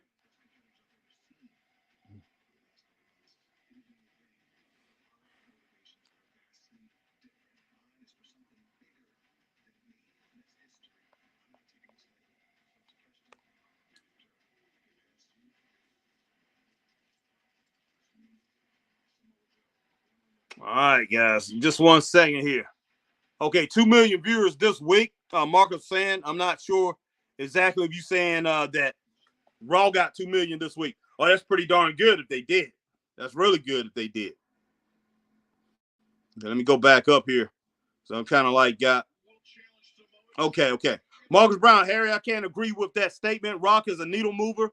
People have to put more respect on his name. It's not cool for him to be involved, but Ric Flair being on TV is. He is, man. Look, he's a needle mover, but when I'm talking about a needle mover, I'm talking about a major needle mover, Marcus. I'm talking about somebody that does major stuff when it boils down to it. Now, right now, I'm about to read something right here. All right, Marcus Brown, Harry, you want to know why Rock is still a draw? Because Raw, for the first time in almost 3 years, peaked at 2.2 million in both the Punk and Rock segments. Raw and SmackDown literally about to both average. Okay, now I haven't seen the Rock. I haven't seen Raw. I haven't really seen this week. I usually see their numbers. I haven't seen their numbers. Now, if you want to look at SmackDown or look at the numbers, that 2.2, 2.3, 2.4, they've been averaging that for the last 2.5 years, man. They've been averaging that. And what Rock's been on, pretty much they either, I remember the first couple weeks that he was on with, I think last month, or right at the end of last month, or right at the beginning of this month, and he was on for like 2 weeks straight. The numbers actually went down. So that's what I'm talking about. The numbers, they did not go up. Now they might have went up this week for Raw or whatever. People saying, oh, this is happening, and people was waiting for it. It might have went up. I'm not sure. I haven't seen that. But I'm telling you, literally, he's not a needle mover. A needle mover. A needle mover. If he's such a needle, I'm talking about somebody that's going to bring in 300 to 600, 500,000 to 600,000 more viewers. That's, just because he bring in 10,000 more people, 20, 30,000 more fans, wrestling fans that stop watching wrestling, that's watching AEW now. They don't watch WWE. Just because you have that many people that hate the product, don't want to watch WWE anymore. But hey, Rock is on there. I'm gonna go over there and watch it. That right there is not moving the needle, if you ask me, Marcus. Not at all. You want to impress me? Move the needle. Move the needle 500,000 to 1 million people. Move the needle. Make people that not watch wrestling, that's not watching wrestling, come and say, I gotta watch wrestling, man. Hey, The Rock is on there. That's what I call moving the needle. Not because you bring in wrestling fans who decided for some reason or another, I'm not going to watch it no more because, hey, they did something to one of my favorite wrestlers and the WWE. Vince McMahon, Vince McMahon he's an asshole. He's an asswipe because he did certain things to a wrestler that I like, and the wrestler that I like was getting over, and he pulled the rug off under him. So I'm gonna go over here. I'm gonna watch AEW. I'm gonna watch TNA. Because I don't like WWE. I'm not gonna support their product anymore. And then those guys say, they see one of their legends come on. They see Rock. Man, I just gotta see Rock. Rock is on there. Trish Stratus is on there. John Cena's on there. So hey, 40,000 more people are gonna decide to show up. That's not moving the needle. That's not moving the needle. That's not gonna change wrestling, in my opinion. Well, I ain't gonna say in my opinion. I know it ain't. It's not gonna change wrestling. Hate to say it, Marcus. Marcus said 2 million viewers the same week. Okay, was it 2 million viewers on Raw this week? What was the numbers on Raw? I want to know and I was about to pull that up earlier before I had started this podcast. I wanted to see the numbers for Raw this week. All right, Matt Madam says, wow, Dustin is 55 years old, still got some moves. Yeah. Heck yeah. Jameson Burns, oh my God, Harry, did Tony Khan hear me? Didn't I say, how about Butcher being managed by Dustin Rhodes on Monday, Harry? Yes, you did, Jameson. All right. Alma Clark said, oh, wow, B90. Z1 said, did Tony Khan resign Dustin just to block the WWE Cody storyline? Maybe so, man. I wouldn't be shocked. Okay, Glenn T. White, man. I see somebody new on Facebook, Glenn T. White. I don't know who that is. Okay, we know wrestling. Okay, cool. Glad that you joined us, Glenn T. White. All right, man. But okay, Facebook user Glenn T. White. Okay. What's up, Glenn T. White? I think I know who this is. All right. Let's see. Marcus Brown, Z1. Maybe his contract doesn't expire until WrestleMania Sunday. That could be it. Who knows? Guys, I will come back on and put my face on here, but I'm having trouble, guys, with my internet, so I'm just not going to go on right now.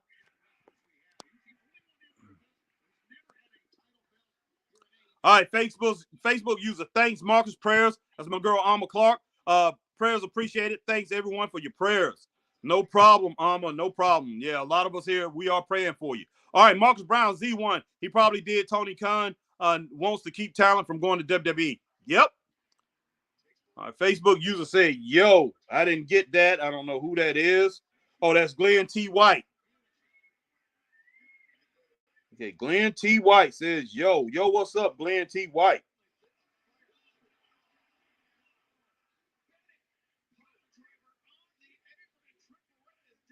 Okay. All right, man. Marcus Brown, Harry, would you be cool if Seth turns heel instead of Cody? Yeah, I would be cool. I think that would be a better option. If Cody is the one that, not Cody, if Seth the one turn heel instead of Cody Rhodes. Cody's just too popular right now, man. You just don't do that. All right, one of them is turning. You can't have both guys as baby faces any longer. I will be down if we got 2015 Rollins again. Okay. Like I said, I have no problem with that. Seth Rollins have turned back and forth plenty of times just in the last few years. So I have no problem with that. Well, just a couple times, really. All right, Raleigh says, just seen a pic of tonight's Dynamite. Why, again, is it in a big venue building?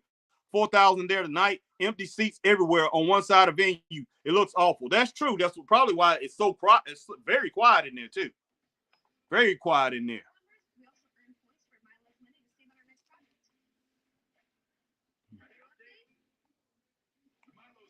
All right, sorry, guys. Anybody over there on Facebook that I missed? Sorry about that. But, yeah, I got it on Facebook right now, and I'm trying to go through all the comments right here on pretty much on my StreamYard, so I'll be able to see everybody. But, yeah, what in the world's going on here, man?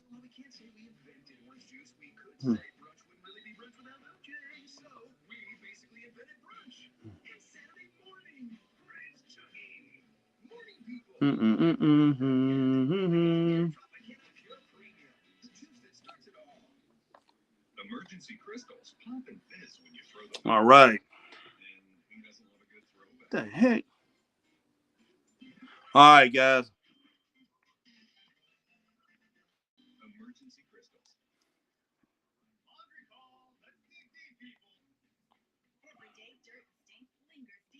All right, man. Raleigh says, just seen a pic of tonight's Dynamite. Okay, yeah.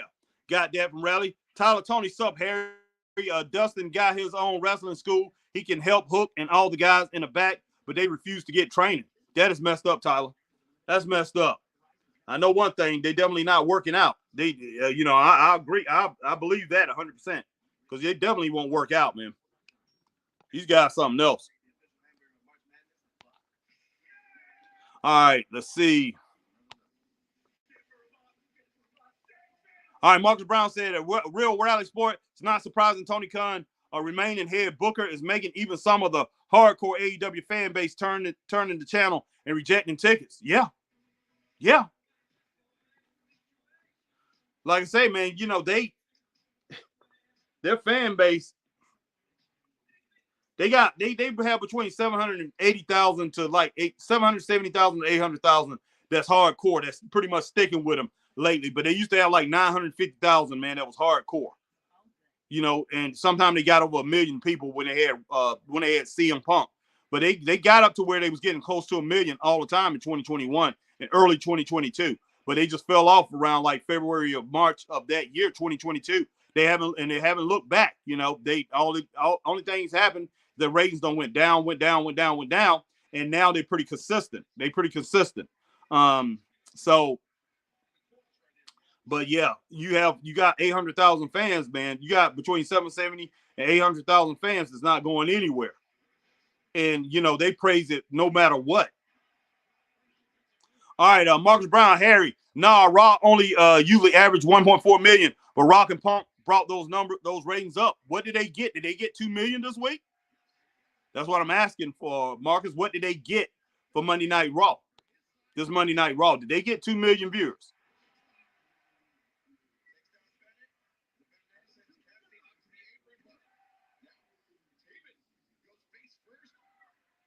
Oh, snap, man. Orange Juice Jones, man. Orange Cassidy doing his thing, guys.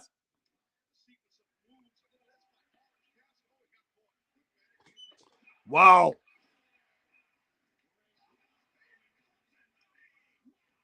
Riley says, yeah, Marcus, aren't tickets really expensive? Sure they are. I'm not checked. No, they tickets, man. They usually give a pretty good deal on some of these tickets with AEW to try to get people in there.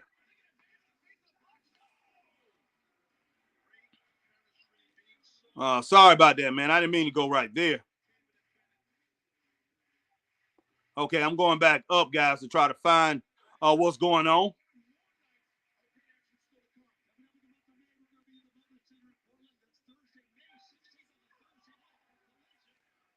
All right. Okay.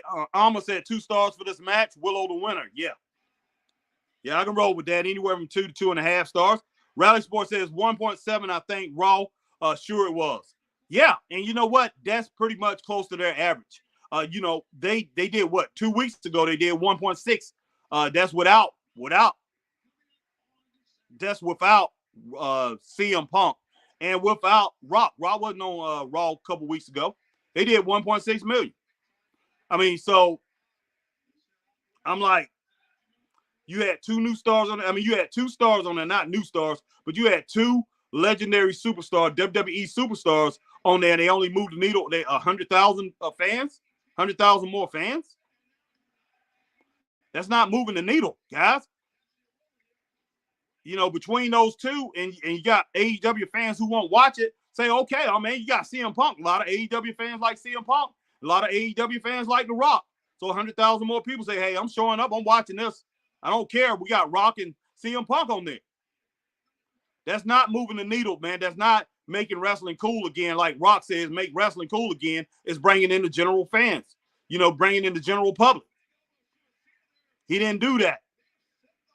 It's not saying anything bad about it that, he didn't really move the needle.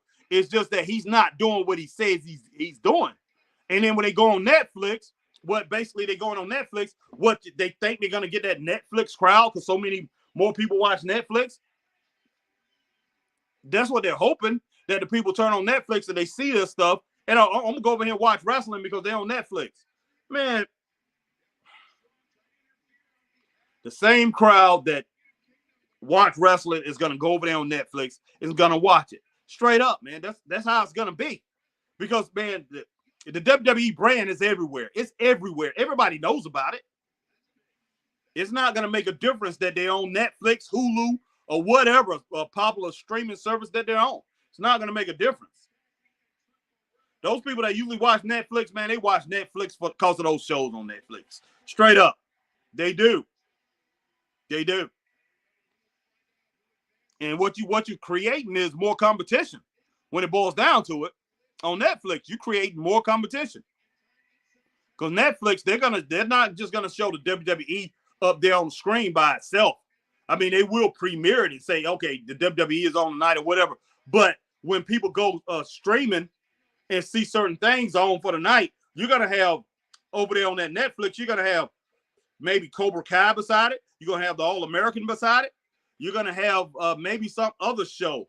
You're gonna have Raising Dion or whatever is gonna be right there beside the WWE. So you're gonna have more choices, man. You're gonna have more choices. People are gonna be like, hey, I feel like watching TV tonight. I don't know. I just don't know. We have to see how it all comes down. I don't even know what to give this match right here, man. It was a pretty good match. It was a pretty decent match. All right. Rally says 1.7 million. I think Raw, sure it was. All right. Rally says 1.7 million. I just checked. Thought I was right. It might have gone up a tiny bit because The Rock owned or CM Punk and Raw. That's true. Jameson Byrne, Harry, did someone hear us last Saturday when I said brothers should be managed by Dustin Rhodes, but they feud this Friday? Yeah, they probably did, Jameson, but you right on it, man. Rally said just a suggestion, opinion, last comment.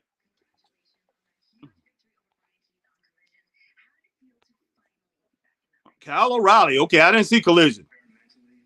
I like Kyle O'Reilly, man. I really do. Very good talent in the ring.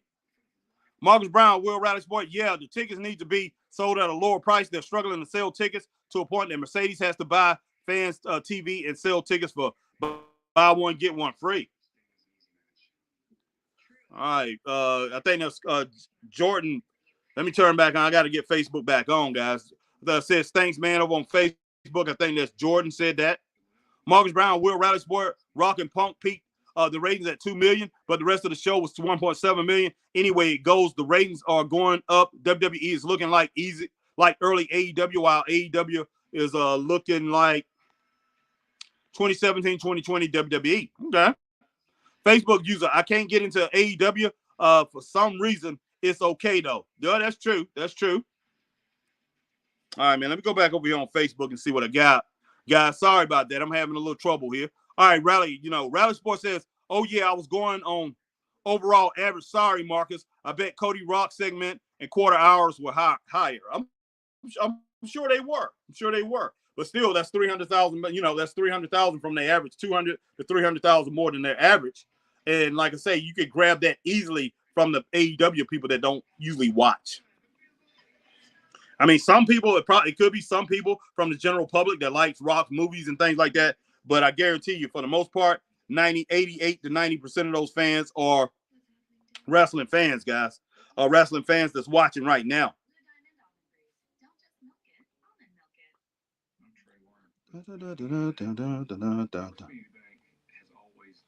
All right, Rally Sports says, and Punk segment higher. Okay. Z1, Punk can only sell tickets in Chicago. That's true. That's true. That is true. I agree with that 100%.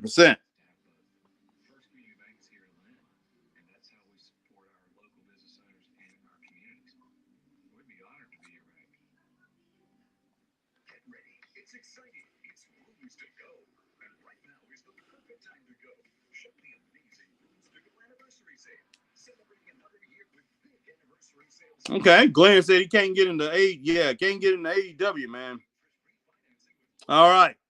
D Skill H-Town, the NCAA game has the highest rating for a women's game in over 20 years. It dipped in all programming on Monday. Okay. I believe that. All right. D Skill H-Town, Netflix is playing a game for NFL.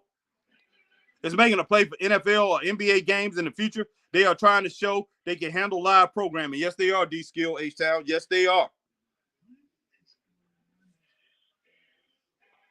Yep, that is one thing that Netflix is trying to do. They're trying to get into. But I appreciate everybody coming in, and I appreciate everybody over on Facebook. Armor Clark, Justin Durr. Let's see, Glenn T. White, my man Jordan Payne. I appreciate everybody over there on Facebook. And everybody here, right here on YouTube. My man D Skill H-Town just joined us. My man Z1 in the house. Will Rally Sport in the house. My man Marcus Brown, Green Randall, who had came in earlier. Let's see, so many more, man. Everybody that's here, right here on Facebook. I appreciate you guys. Facebook used a good tag match so far. Would like to see Orange and his tag partner win this tournament. B90, Alma Clark. Okay, my girl Alma Clark says she would like to see Orange Cassidy and his partner, man, the best friends. Let's see. Not Chuck Taylor, but goodness sake, man. Now I get Orange Cassidy. I forgot the other one's name. He's one of my favorites too, man. But right now I can't even think of his name. But he is great. Wow.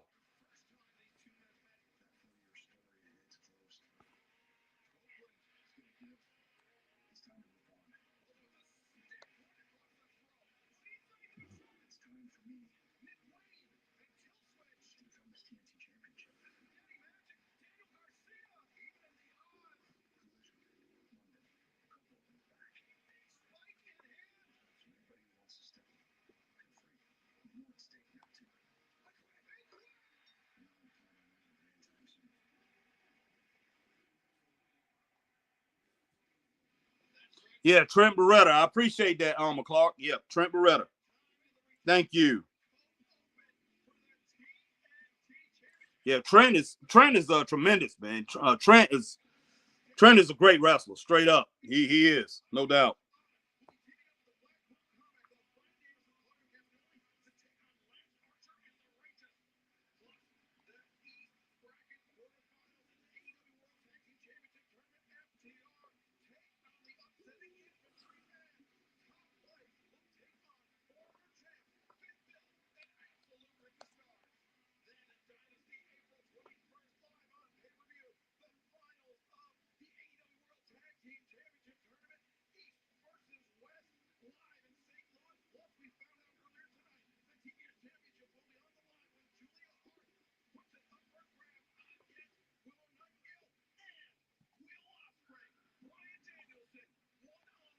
Z1, let's get Edge and Miro. Yeah. Yeah, that'll be good. Those two definitely. They're most definitely good. Okay, Strickland versus Takashita, man. Konosuke Takashita versus Swerve Strickland. This should be a good match coming up.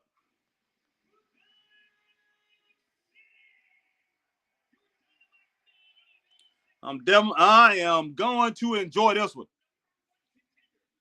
Most definite. All right, John Smith, Harry, why do I feel like today's fans are overhyping these rock segments?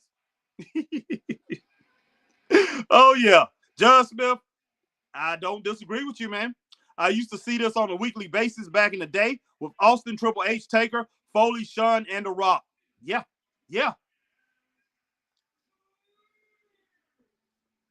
Man, people happy just to get a taste, John. They really are. Just to get a taste of some of that old school, something that, a little bit of nostalgia, and with it, they're pretty much, like you say, they're getting overhyped and saying, look at this. Man, wow. It's kind of like, man, not cute. I'll say A Tribe Called Quest, where they put out their last 2 albums. You hadn't heard from them for a long time. They put out their last 2 albums. Everybody overhyped it like it was it was the greatest thing ever, man. Like, can you believe it, man? Q-Tip and all that. They don't put out another album. That's basically around the same thing. But hey, the people that bought it, the people went and listened to it, and I'm not even gonna say the people that I'm not even gonna say people my age, people that was fans of them went out and bought that. We didn't go out and we went out and streamed it, listened to it. We didn't buy it because people my age don't buy records. They don't buy. We don't buy. We don't purchase. We don't do that. People in their 40s and 50s. I'm talking to Chris. Me and Chris were talking about it yesterday. I said, Chris, think about it. I said, when we was in the record stores when we was growing up, who was in the record stores? I used to be a DJ. Who was in the record stores? It wasn't old people. It was young people. Young people are the consumers of music. Now, older people are consumers by ear. They listen.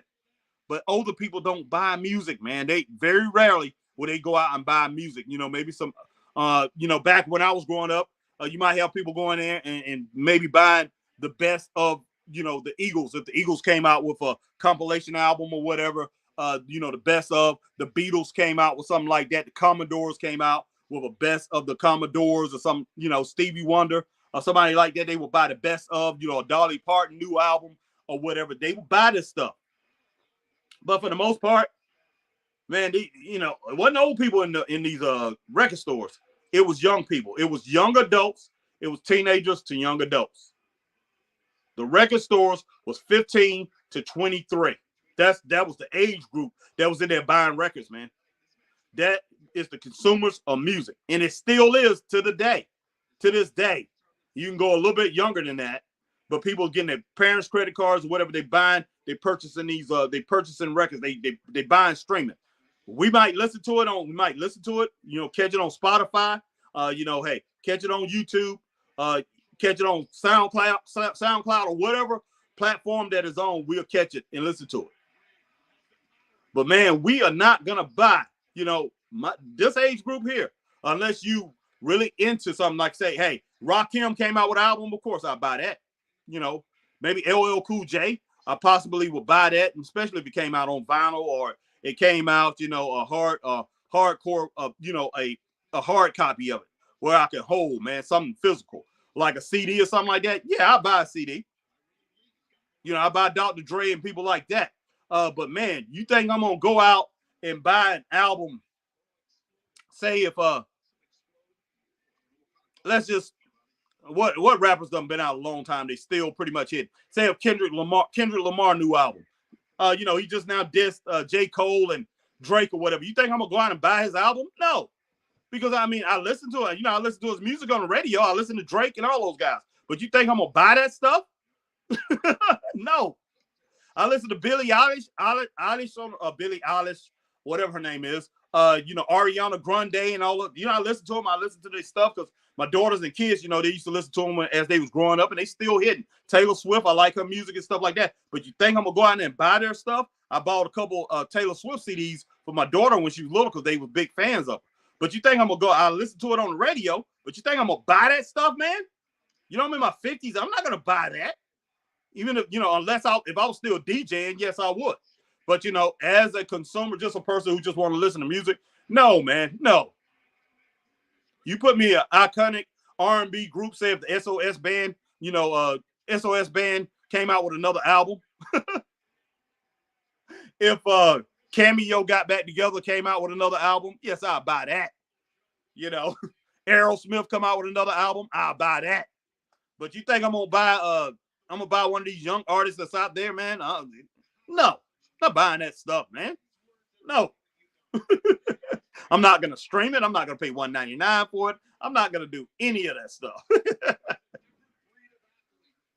So, man, it's just a whole different ball game. And like I say, I'm just comparing that to what wrestling is today, man. Wrestling is the same way. Shoot, yeah, man. Heck yeah. Scott Larson, man. Hashtag truth. Scott Larson in the house, man. Check out my man. Hashtag truth. Scott Larson says, Houdini, baby. Come on. Hey, no doubt about it, man. No doubt about it. Houdini, man. Freaks come out at night. The freaks come out at night. We are Houdini. We are Houdini. Hey, man, that's my group, man. That's my group. Probably my favorite rap group of all time is Houdini. It's between them and Run DMC. It's kind of hard to say. I got to go with Houdini when it boils down to it. Houdini was the ones who, you know, hey, the New Jack Swing era gets all the credit for pretty much blending rap with R&B, but it was actually Houdini who was the first ones who did it. Houdini with 5 Minutes of Funk. When I first heard that, man, and they kept playing it, people called into the radio station after it first played, asked them, what is that? Play that again. Did that like 4 times in a row, man. I just couldn't believe it. I really couldn't believe it. I mean, it was the first rap outside of Rapper's Delight when they first came out, and pretty much the message and stuff like that. That was music because they had a live band playing behind it. But rap had got to the point where it went back to where it was just beats, man. They were just rapping over beats, just basically playing out, rapping over beats. And it was basically a disco type beat because it was all coming from New York and they were still into that disco stuff. So it was just disco beats that they was rapping over. And Houdini changed the game, man. When they came out with 5 Minutes of Funk, Friends on the B side of that record, it used to be a record, guys, vinyl. You know, on the B side of that record was Friends. You know, and they Freaks Come Out at Night on the album, you know, Back in Black. That album was incredible, guys. Incredible album.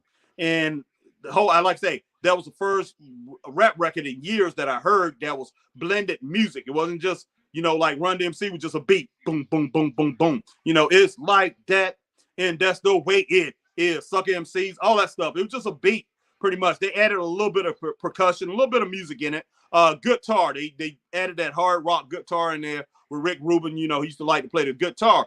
But those guys, man, you know, they was great. But you had Houdini come out, added the R&B music into it. You had the Fat Boys added a lot of R&B music into their stuff. But you had Run DMC. You had Dougie Fresh and the Get Fresh crew. Dougie Fresh, Slick Rick, man, you know, used to do a lot of beatboxing back in that time. And, you know, they was all about beats too. But they added a little more musical element. And then that second album, All the Way to Heaven, they added more musical element to their stuff. But, man, hey, I could talk all history of hip-hop all day long. No need for me to talk about that. But I most definitely can talk about a hip-hop, you know, something about hip-hop all day. But Scott Larson, man, I'm glad you said something about that, man. Scott, glad that you in, my brother. But let me go back up here, man, and get to these comments because they rolling down on me. They rolling, boy, rolling in the deep.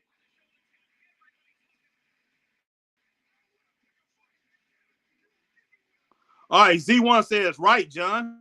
No doubt about that. All right, Facebook user B90, my girl Alma Clark, says, yes, he is tremendous. He's a tremendous wrestler. Reminds me a lot of Kevin Von Erich. Mm-hmm. Yeah. All right. Will Rally Sports says, I'm glad Adam Copeland was given a title. He's good. One of my favorite in AEW, Ospreay, Omega, and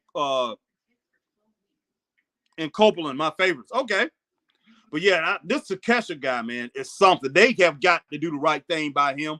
But yeah, he's incredible. He's one of my favorites. Quickly becoming one of my favorite wrestlers as far as these young guys in the business today. This guy right here can do it all, man. He can do it all. I wouldn't be surprised if he takes Swerve Strickland out in this match. He's got the upper hand right now. John Smith, these guys are losing their minds. Laugh out loud. Yeah. Facebook user, I like this side of the Rock Monday night. Okay, let's see who said that on Facebook.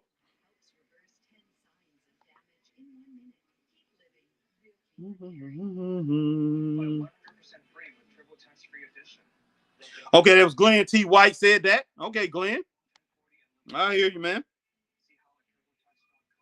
All right. Alma said, yes, they won 2.8. Alma, we're going to get that 3 stars. Because, yeah, 2.8 is 3 stars straight up. All right. Marcus Brown, John Smith, keep that same energy with all the old farts. What's up with everyone showing Rock disrespect, but chose to be great towards everyone else? Marcus Brown, see, that's the whole thing about it. That's where you misconstruing everything, man. You adding things, and I see a lot of young people do that. I hate to say that, man. You adding things that's not said. It's not saying that Rock is not great. Rock is great. He's incredible, man. I love The Rock. I do. I really do. But you know what? It just, is it overhyped? Is he being overhyped right now? It is. His segments and all, it is.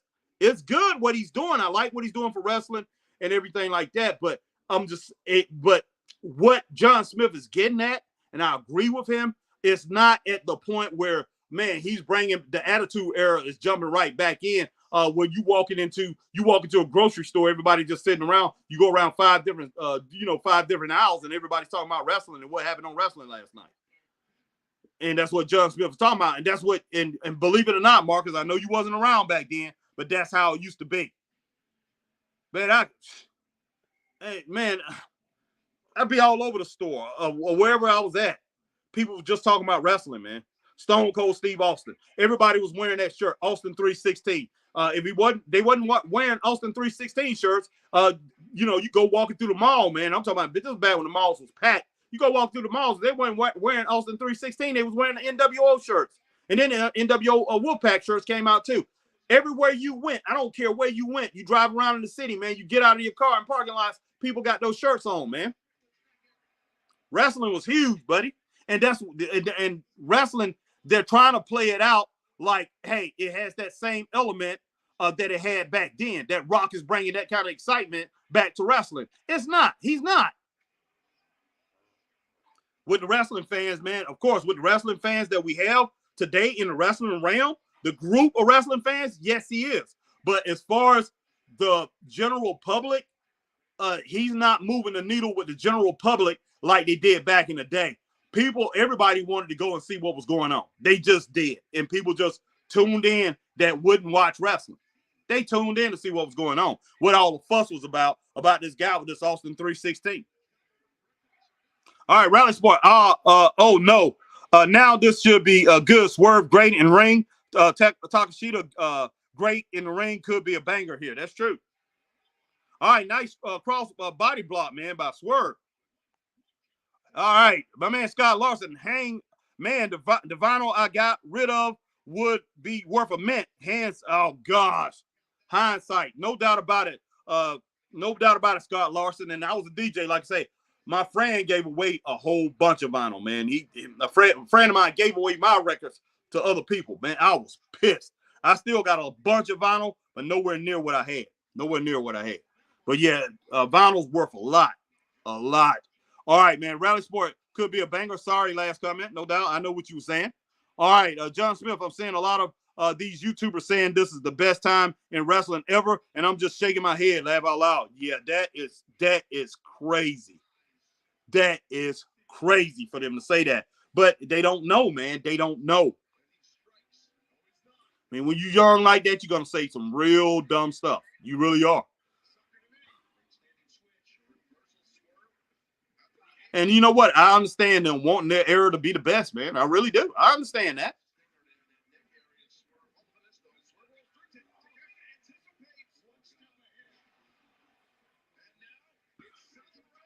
I mean, I hate it. I mean, I straight up hate it that wrestling is not what it used to be. And I know all these wrestlers that's out there wrestling, man. A lot of them grew up on it. And when they first started watching wrestling was a lot bigger than what it is today. And they're hoping that that wrestling can get back to that. The wrestling fans that's out here, these are YouTubers and all these young people, man, they want everybody to to enjoy the sport just like they enjoy it. They want people, on the outside of it that's not looking at it. They want them looking in too. They want them to enjoy what they enjoy. Hey, but that's not the case, man. Let's just deal with reality right now. That's not the case. All right, Marcus Brown said, Will Rally Sport, ain't nobody but Tony Khan sexuals will be watching a Swerve versus Takashita. It's not interesting to me. Swerve is getting booked like a mid-carder. Secretly, he is never getting that title. Marcus, I don't think he's going to get the title either. Marcus, I really don't. All right, hashtag truth. My man Scott Larson, Houdini. Baby, come on. No doubt about that. Marcus Brown. But yeah, Houdini, one love, man. Them guys was great. Marcus Brown from Joe Hill. Hook got a fair one-on-one match against Joe. Before him, that tells me everything I know. Rally Sports says, yeah, I hear a lot of people on YouTube, the IWC, say that you can't beat Attitude Era. That was playing crazy back in the day. Some of the things, storylines, wow, you're not going to get a wrestler with a gun chasing. That was flat out crazy. Stone Cold or a wrestler through a house. There's no doubt about that. Yeah, hashtag True Scott Larson, 5 minutes of funk. Yeah, that was the jam, man. All right, that was the jam. Marcus Brown, Harry, and it's ridiculous for people to say that's the best Raw in decades, not using the term correctly. Like we got a few decent Raw episodes every year since 96, only the geeks who's been watching. Yep. Marcus Brown, since the Indies, darling, have been killing wrestling since 2014. Since the Indies, I think you saying, since the Indies, are you saying Darby Allin? That's what you meant to say? Been killing wrestling since 2014. He's been doing a really good job. I think that's who you're trying to say. I'm not sure. Look like you said Darlin or something like that. All right, my man Scott Larson. The Raw episode last week was good, but best, I disagree. Exactly. Marcus, hashtag truth. It's the best Raw 2024, but decades is unnecessary stupidity. Man, look, there's been like 3 Raws this year that's been really good. And I have to really think back to, I think like 1 or 2. I think like the first Raw, the second Raw this year was really good. And I think it was better than what we just saw. I really do. As far as, I think this was probably the 3rd best. I think it's the 3rd best Raw I saw this year. And I'm being straight up. Because when it boils down to it, man, the matches wasn't all that good. They wasn't bad, but they was not all that good. And guys, immediately following this, I'm going to set up and I'm going to do a review of it.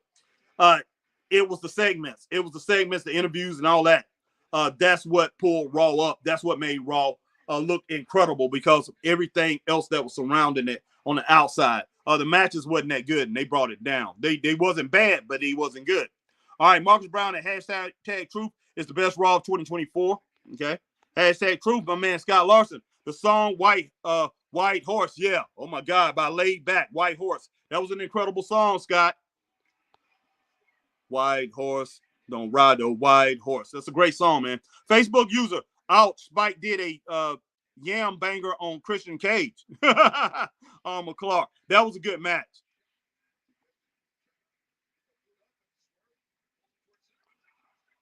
Goodness sake, man. I expected a better match than this. You can tell these guys don't work. They don't work a lot. They don't work out a lot. And, get prepared for their matches. They really don't. All right, Marcus Brown, people need to use the term correctly, decades correctly when it's 10 years each one. I want to slap these people because saying Raw was the best in decades is downplaying the other good Raws we had. That's true. John Smith, and today's fan has AEW to turn to, which is, and I had the form of NWO and WCW to turn to. Yep.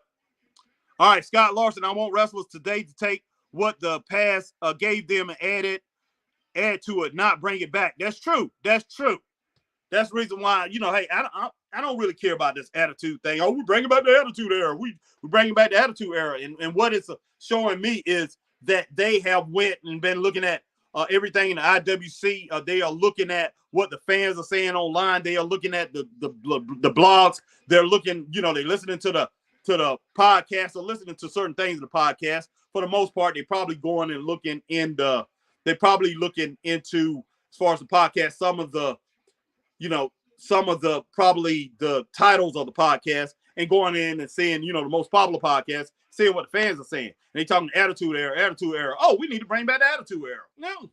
Yeah. Yeah, I'm not with all that, Scott. That's not my thing. I'm not here foaming at the mouth hoping that the attitude era return. I'm just not. I know a lot of our fans here, a lot of our friends here on the Straight Up Wrestling Show like to talk about the attitude era. They talk about it all the time. A lot of people on here talk about it. They're gonna bring back the attitude era. And I know my partner, he's more pumped up for it too. He loved the attitude era. Christopher Burton. But man, to me, the attitude era is one of the things that brought wrestling down to the point where we got it now. It really did. So I really don't care about it. I really don't. The attitude era, I saw, like I said, I wasn't into women getting smacked around. I don't care if they was. It is. I don't care if it was a storyline. I don't care if it was. I was not into that crap, man. That garbage. Seeing women coming out in bikinis and things like that. It's okay to do that. If you want to do that and women want to do it. But for them to go out and have that all paraded, and then next thing you know, they've been called all kind of names and everything like that by Vince McMahon on TV. I wasn't with all that, man. I was like, wow, I was longing for the days of WCW, and I'm talking about the WCW before Bischoff and all those other goofballs came in. But man, I'm just like, yeah, I'm not looking forward to that. And if they do that, I just don't know. I just really don't know. I'll cover it and see if I do enjoy it. But if I don't, I definitely won't do it anymore. I go to boxing and watch boxing like I did before. Me, Chris, my boy Dre, and Ron Nico. That's all we used to watch wrestling all the time. I stopped, man, and started watching wrestling. It complete boxing. I just went to a complete boxing fan, and I was on the blogs and everything, secondsout.com, everything, man. Have a username and who's on there just talking boxing. I watched everything boxing. And it took my thirst away from wrestling. It really did. Because every time I tried to come back to watch wrestling, I tried to watch TNA. TNA disappointed me. Then they brought Hogan and Bischoff and all those guys over there. I was like, wow. And I watched WWE. I would keep up with it, but man, I wasn't watching this thing on. I was watching this thing every now and then. You talk about a casual fan. I was a serious casual fan. I would watch wrestling every now and then. Only thing that really, pretty much intrigued me, I used to watch Cena every now and then, but Randy Orton intrigued me, man, during the 2000s. He's the only thing. Wasn't for Randy Orton, I probably wouldn't have watched it. I thought Randy Orton was great, man. He was outstanding. Loved him. But as far as DX and all them people, like, man, I couldn't stand those guys, man. I really couldn't. I couldn't. I wasn't into them. I'm not saying I wasn't. I like Shawn Michaels, but as far as the group go, I did not like the group. Individually, I have to say I pretty much liked all of them except for X-Pac, or Six, or whatever you want to call this dude. I didn't like him. I did not like him. Didn't like him in WCW. Didn't like him over in WWE.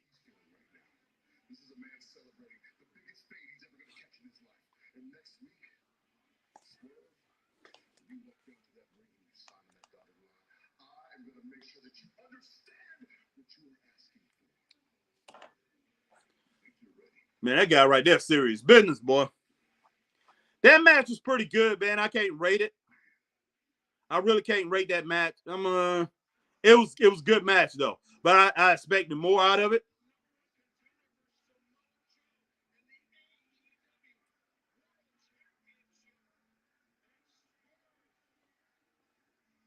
Everybody, give me their ratings on that Swerve Strickland match versus Takashita, and I'm gonna roll with it. I'm gonna think about it. Right now, I have a look. I have something in my mind. But as far as AEW tonight, man, I can pretty much almost go 3 stars, anywhere between 2.5 to 3 stars. Wasn't bad at all. AEW Dynamite was pretty good. It was pretty good. It was an average show, a little bit maybe above average. It wasn't bad at all, guys. I definitely can roll with it, man. Hey, I'm pleased with it. Straight up. All right, let's see. Marcus Brown. All right, Marcus Brown said, John Smith, honestly, AEW was built for those geeks, but instead of staying in the stupid lanes, they don't want to watch the product, and they want to turn WWE into another indie fest. Man, hey, that ain't going to happen. That's definitely not going to happen. AEW is too big for that. All right, guys, hopefully I didn't lose where I was at, but for right now, I did. All right, John Smith, no disrespect to The Rock. We just seen this before, but in bulk, week after week, it was great. Yeah, that's true. All right, Marcus Brown, hashtag truth. They struggle to. That's why these older talents has to keep coming back to hopefully rub off on these wrestlers today. Most wrestlers today are charisma vacuums and can't talk at all. Yeah, we just saw that with Hook, man. He can't talk. It's sad. It really is. John Smith, WWE will never turn into what AEW is, Marcus. Hopefully not, John. Hopefully not. Marcus Brown, John Smith, I know, but some AEW fanboys don't want to watch the company that was built for their terrible opinions and want WWE to turn into AEW. That's a big reason they overrate Triple H as Booker. Okay. I'm with you on that, Marcus. Marcus says, Harry, I've only witnessed wrestling since I was 4 in 1999, but have been watching a lot of wrestling tapes to watch what I didn't see, tapes going back to 79, as I told you and Chris about already. Yes, you have. Definitely, Marcus. Man, I appreciate you being a student of the game, going back and checking it all out, man. That's the only way to really learn. And I mean, it's not like you was there. It's hard to really get the feel off of that. But, man, all the cheering and how people was going crazy, man, you will believe me, all that stuff is real. If you go and check out some stuff pretty much on YouTube, go check out Ricky Steamboat, Ric Flair's matches, man, from the 70s. Pull up some Ole Anderson versus Greg the Hammer Valentine and Ric Flair matches. Pull up some Johnny Weaver versus Chief Wahoo McDaniel matches. And the way you see that crowd cheering and screaming out there, man, you know, that's how it used to be. The passion, it was real. The crowd just stayed in it, match after match after match after match. When you went to see when you went to see them live. And what was so great about it, the reason why fans were so passionate is because the build up to the matches, the build up was so passionate. The storylines were so great building up to these matches. Great storylines. And the storylines, I'm talking about storylines had meaning. I'm talking about storylines, man, that went on for anywhere from 6 months to a year or two, man, sometimes longer than that. Great stuff, man, back in the day. But Marcus, you got to check it out. Yeah, all right. Scott said this match is already 3 minutes too long. Geez, 2 stars at best. Yeah, they really botched it, man. They really did. John Smith, WWE won't go back to the Attitude Era. They'll just add a little more adult feel to it, not just for little kids. That's what I'm thinking, John Smith. They go back and just call it some kind of Attitude Era 2.0 or whatever. They're making a mistake. Marcus Brown, John Smith, yes, they are, especially when Raw is going to Netflix. At least Raw will be more of an Attitude Era product. It will, man, but still, like I said, man, we have no clue, Marcus. They could be making a mistake. We have no clue if that's gonna work out.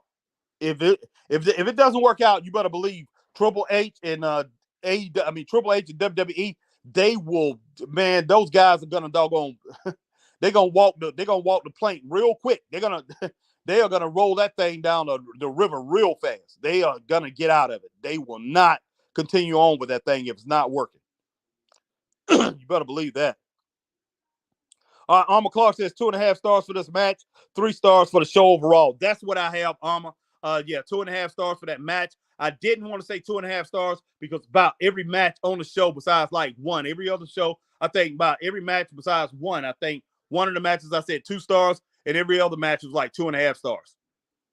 So I didn't want to say 2.5 stars again. Yes, he said 2.5 stars for this match, 3 stars for show overall. I'm with you on that, Armor Clark, no doubt. All right, Takashita versus Swerve match gets 2 to 2.5 stars. Tonight's Dynamite gets 2.5 stars. Yeah, man, I said 2.5 stars. I said 2.5 stars at first, but I went ahead and got a little generous and said 3 stars. But yeah, 2.5 stars. I definitely can go with 2.5 stars because every match was 2.5 stars. Like I said, except for one, it was 2 stars. But man, yeah, I'm trying to be a little generous, man. I really am. I'm trying to give them the benefit of the doubt. Marcus Brown, Harry, indie darling is a term, okay, used for the indie wrestlers today. Okay, indie darling.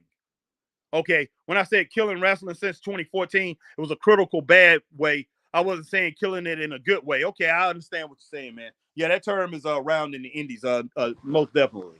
But they not really like that now. I mean, well, at least not here in the South where we're at. Because me and Chris, for 2.5 years, like I said, we go out and we do commentary at these shows, man. We've been booking shows and everything. People don't really say that. I mean, you might have some fans that saying that, but as far as the wrestlers, they definitely don't say that. Okay. All right, John Smith, Triple H deserves his props. He brought WWE out of being a turbulently booked show and made it through the hype and form of AEW. Okay. Okay. All right, my man Marcus Brown says, Harry, people only sign to AEW for only the money and laziness.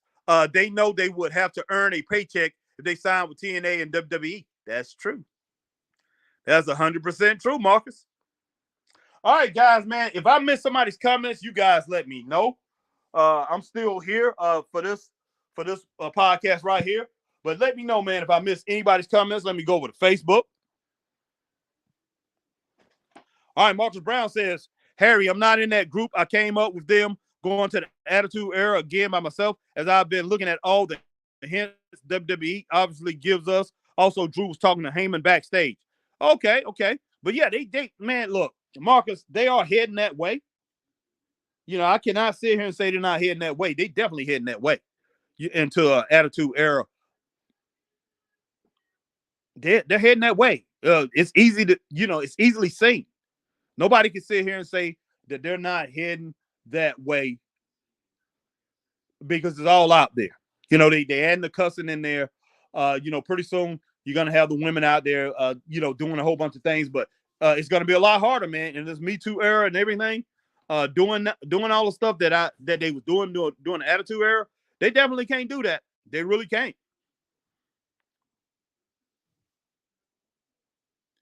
Yeah, so man, I don't know. Marcus Brown, I do not know, man. I don't know how that's gonna work out. I really don't. But wow, man, I appreciate everybody coming in, rocking with the Straight Up Wrestling Show tonight. Wow, hey, sorry I wasn't on as far as facial, face recognition, as far as being in front of the camera. I had to go to audio because my internet is messing up tonight. AT&T, which is crap, is messing up, being slow, and I'm, pretty much lagging. I didn't want to lag, so I went ahead and pretty much went audio. If somebody who was wanting to get on, I'm not sure exactly who that is that was wanting to get on, but I didn't have my link pretty much set up or anything like that. Sorry about that. If you still here, sorry about that. I think I know who it was who wanted to get on, but maybe we'll get you on for the next show. But glad that Scott Larson came in. Scott, if you here, man, hey, definitely, man, we need to talk. We need to you and I, we need to do a show together, man. Hey, all actuality, I want to get on the show. I pretty much want to interview you, man. Interview you and talk about, hey, your passion for wrestling, and hey, why you got into it so much, and why you, hey, wanted to do it. Wanted to do this podcasting thing and stay in it for so long. And hey, brother, so whenever we can do that, and plus, like I said, you can interview me on yours, man. Interview me and Chris. Hey, you can interview me, and I have a whole lot to talk about. But yeah, man. But yeah, there's people here, man, that want to see you, want us to bring you back on our show. So hey, man, hey, invite always to my man Scott Larson. Always invited to come on to the Straight Up Wrestling Show. But guys, we appreciate each and every one of you guys, man. And all I can really say, the Straight Up Wrestling Show wouldn't be what the Straight Up Wrestling Show is if it wasn't for you guys. You guys are the one. You are the reasons that we pretty much got here on YouTube and pretty much quickly got to over 1,000. And we can't thank you enough for it. We really can't. And Facebook, I know over on Facebook, our Straight Up Wrestling Show, it built off of mainly because we went around to a lot of different indie shows and all that. Chris and I, we don't interview a lot of wrestlers like we did at the beginning. We don't go to a lot of the indie shows like we did at the beginning. So, I mean, our Facebook thing is still doing good, but not the way I want it to. Thinking about pumping that thing up a little more, getting back out here to the indie shows, getting everything pretty much rolling with that. But I tell you what, it's very hard to do all this stuff, man. It really is, with Chris going back to work the way he works and the way I work too, man. The things that I do with my family. So it's hard to do that. It really is. John Smith, Drew talking to Heyman backstage because Triple H is planning for the future, like with all the clues from when Bray was returning, and he had clues during other segments. My girl Alma Clark said, raise this to 3 stars for the match. Okay, Alma. Yeah, I'm with you on that. Vance Keyshawn, laugh out loud. Harry didn't care about this show.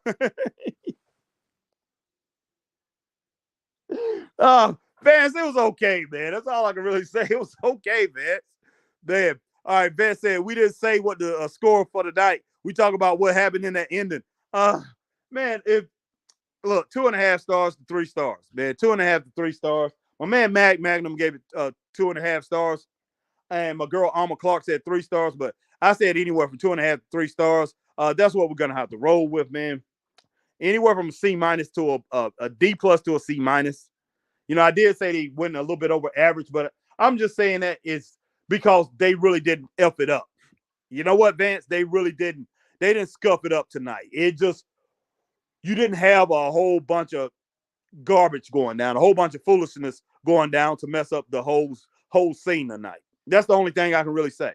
All right, Marcus Brown, John Smith, maybe Drew gets involved in the main event of night 2. WWE has something up their sleeve, I'm telling you. I'm pretty sure, Marcus. And you know what, Keyshawn, going back to Keyshawn, man, yeah, anytime I see where you have wrestling, anytime I see a program now, if they don't have too much interference in it or too many things that don't make sense, I can pretty much give it a decent score. Because we saw so much within the last 2 years, two plus years, 2.5 years, we've seen so much, man, so much of that. Where wrestling, there's no conclusion to these shows. That, man, when you see a decent show, a show that pretty much people are walking away and say, okay, he was the best for the night. You know, the best man won or the best woman won, and we didn't have too much interference. I can pretty much give it a decent score. But we had some interference tonight. We definitely had it, man. But yeah, interference like Monday Night Raw. I love that. I love that at the end. I love the way they ended that off. I love the shenanigans at the end. I really did. Because look, they're building towards something. They're building towards WrestleMania. So it made a lot of sense to do that. But for the most part, a lot of times, man, when they have all these run-ins and doing all that, it don't make any sense. And what they're doing is they're giving you that because you can't think about anything else.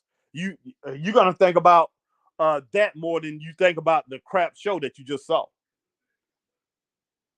All right, Vance Keyshawn said, laugh out loud, Marcus is right. He'll draw who can have us talk like Rock than anyone in AEW. Okay, John Smith, you're awesome, Harry. I'm glad I found your channel, and I appreciate your hard work keeping it going. I appreciate it, John Smith, definitely, man. Hey, and the reason I do it because of you guys, man. You guys, without you guys, we don't have a straight up wrestling show. Jameson Byrne, what's up, Jameson? Harry, how you feel about Butcher segment with Dustin Rhodes? I like it, man. Definitely a thumbs up, Jameson. I love it, man. And like I said, you said it last week that that Dustin Rhodes. How about Dustin? Pretty much Dustin Rhodes back in the Butcher, being the Butcher's manager. It will work, man. It will work. But it looked like those two gonna face off with each other. Hey, but Dustin Rhodes I hope Dustin Rhodes shake his hands and say, man, you're a tough customer. You need somebody guiding your career. And unless Dustin gonna go over to the WWE, he goes over to the WWE, then hey, it's a moot point. But if he stays here, he can pretty much guide the Butcher because the Butcher is lost without the blade. And all they're going to do is have Butcher go out there and lose to guys he shouldn't lose to. Next thing you know, you're going to have Hook beating up Butcher, just like he did Jericho. All right, my girl B90, Alma Clark says, I'm hitting the shower. Y'all have a good night. B90 out of here. We talk to you later, Alma Clark. We got all prayers to my girl Alma Clark. Have a great night, Alma. All right. Marcus Brown said, Vance Keyshawn, I can't blame you. Tony Khan is the worst booker in wrestling history, even worse than Dixie Carter and Eric Bischoff, 2001 combined. Wow, Marcus, that's saying a lot. That's saying a lot, Marcus. But I have to agree. Man. I don't even think they was booked that bad. And that's saying a lot. I have to agree with you, Marcus. Jameson Byrne, and you saw how Butcher had a mean attitude. Remind me of Dustin in NWA. Yes. Jameson Byrne says Dustin Rhodes. Yes. Marcus Brown at Vance Keyshawn, the only sort of draws AEW has are all ex-WWE talent. That's true. But Tony Khan booking is not making it look like those people are no longer are examples. Mercedes, Edge, Bryan Danielson, etc. Yeah, look, man, I'm just Tony Khan, man. Tony Khan got to get it together, guys. He's got to get it together. Straight up. I just shake my head. I definitely shake my head, guys. Give me just a moment, guys. 1 minute here. One sec, man. I am got a stuffy nose and everything like that. Woo, John Smith. I can't wait for Cody Orton feud. I remember Orton slamming Dusty in front of Cody. Laugh out loud. Yeah. Yeah, I remember that too. Just a moment, guys. I'll be right back.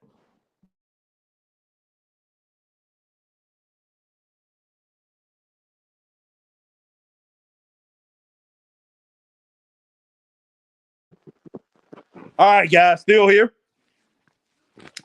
But yeah, AEW was okay tonight, man. It really was. But yeah, I don't know. It's kind of hard to. It's gosh, man. Jameson Byrne, Harry, you missed something. What did I miss, Jameson? I'll go back. Let's see. I'll go back and see. But yeah, okay. Just 1 second here. But yeah, Jameson said, Harry, you missed something. But okay, I might have missed a comment or something. But I don't know, man. AEW, oh boy. I want more, guys. I want more. Tony Khan, he has all the elements around him to be very successful with this company.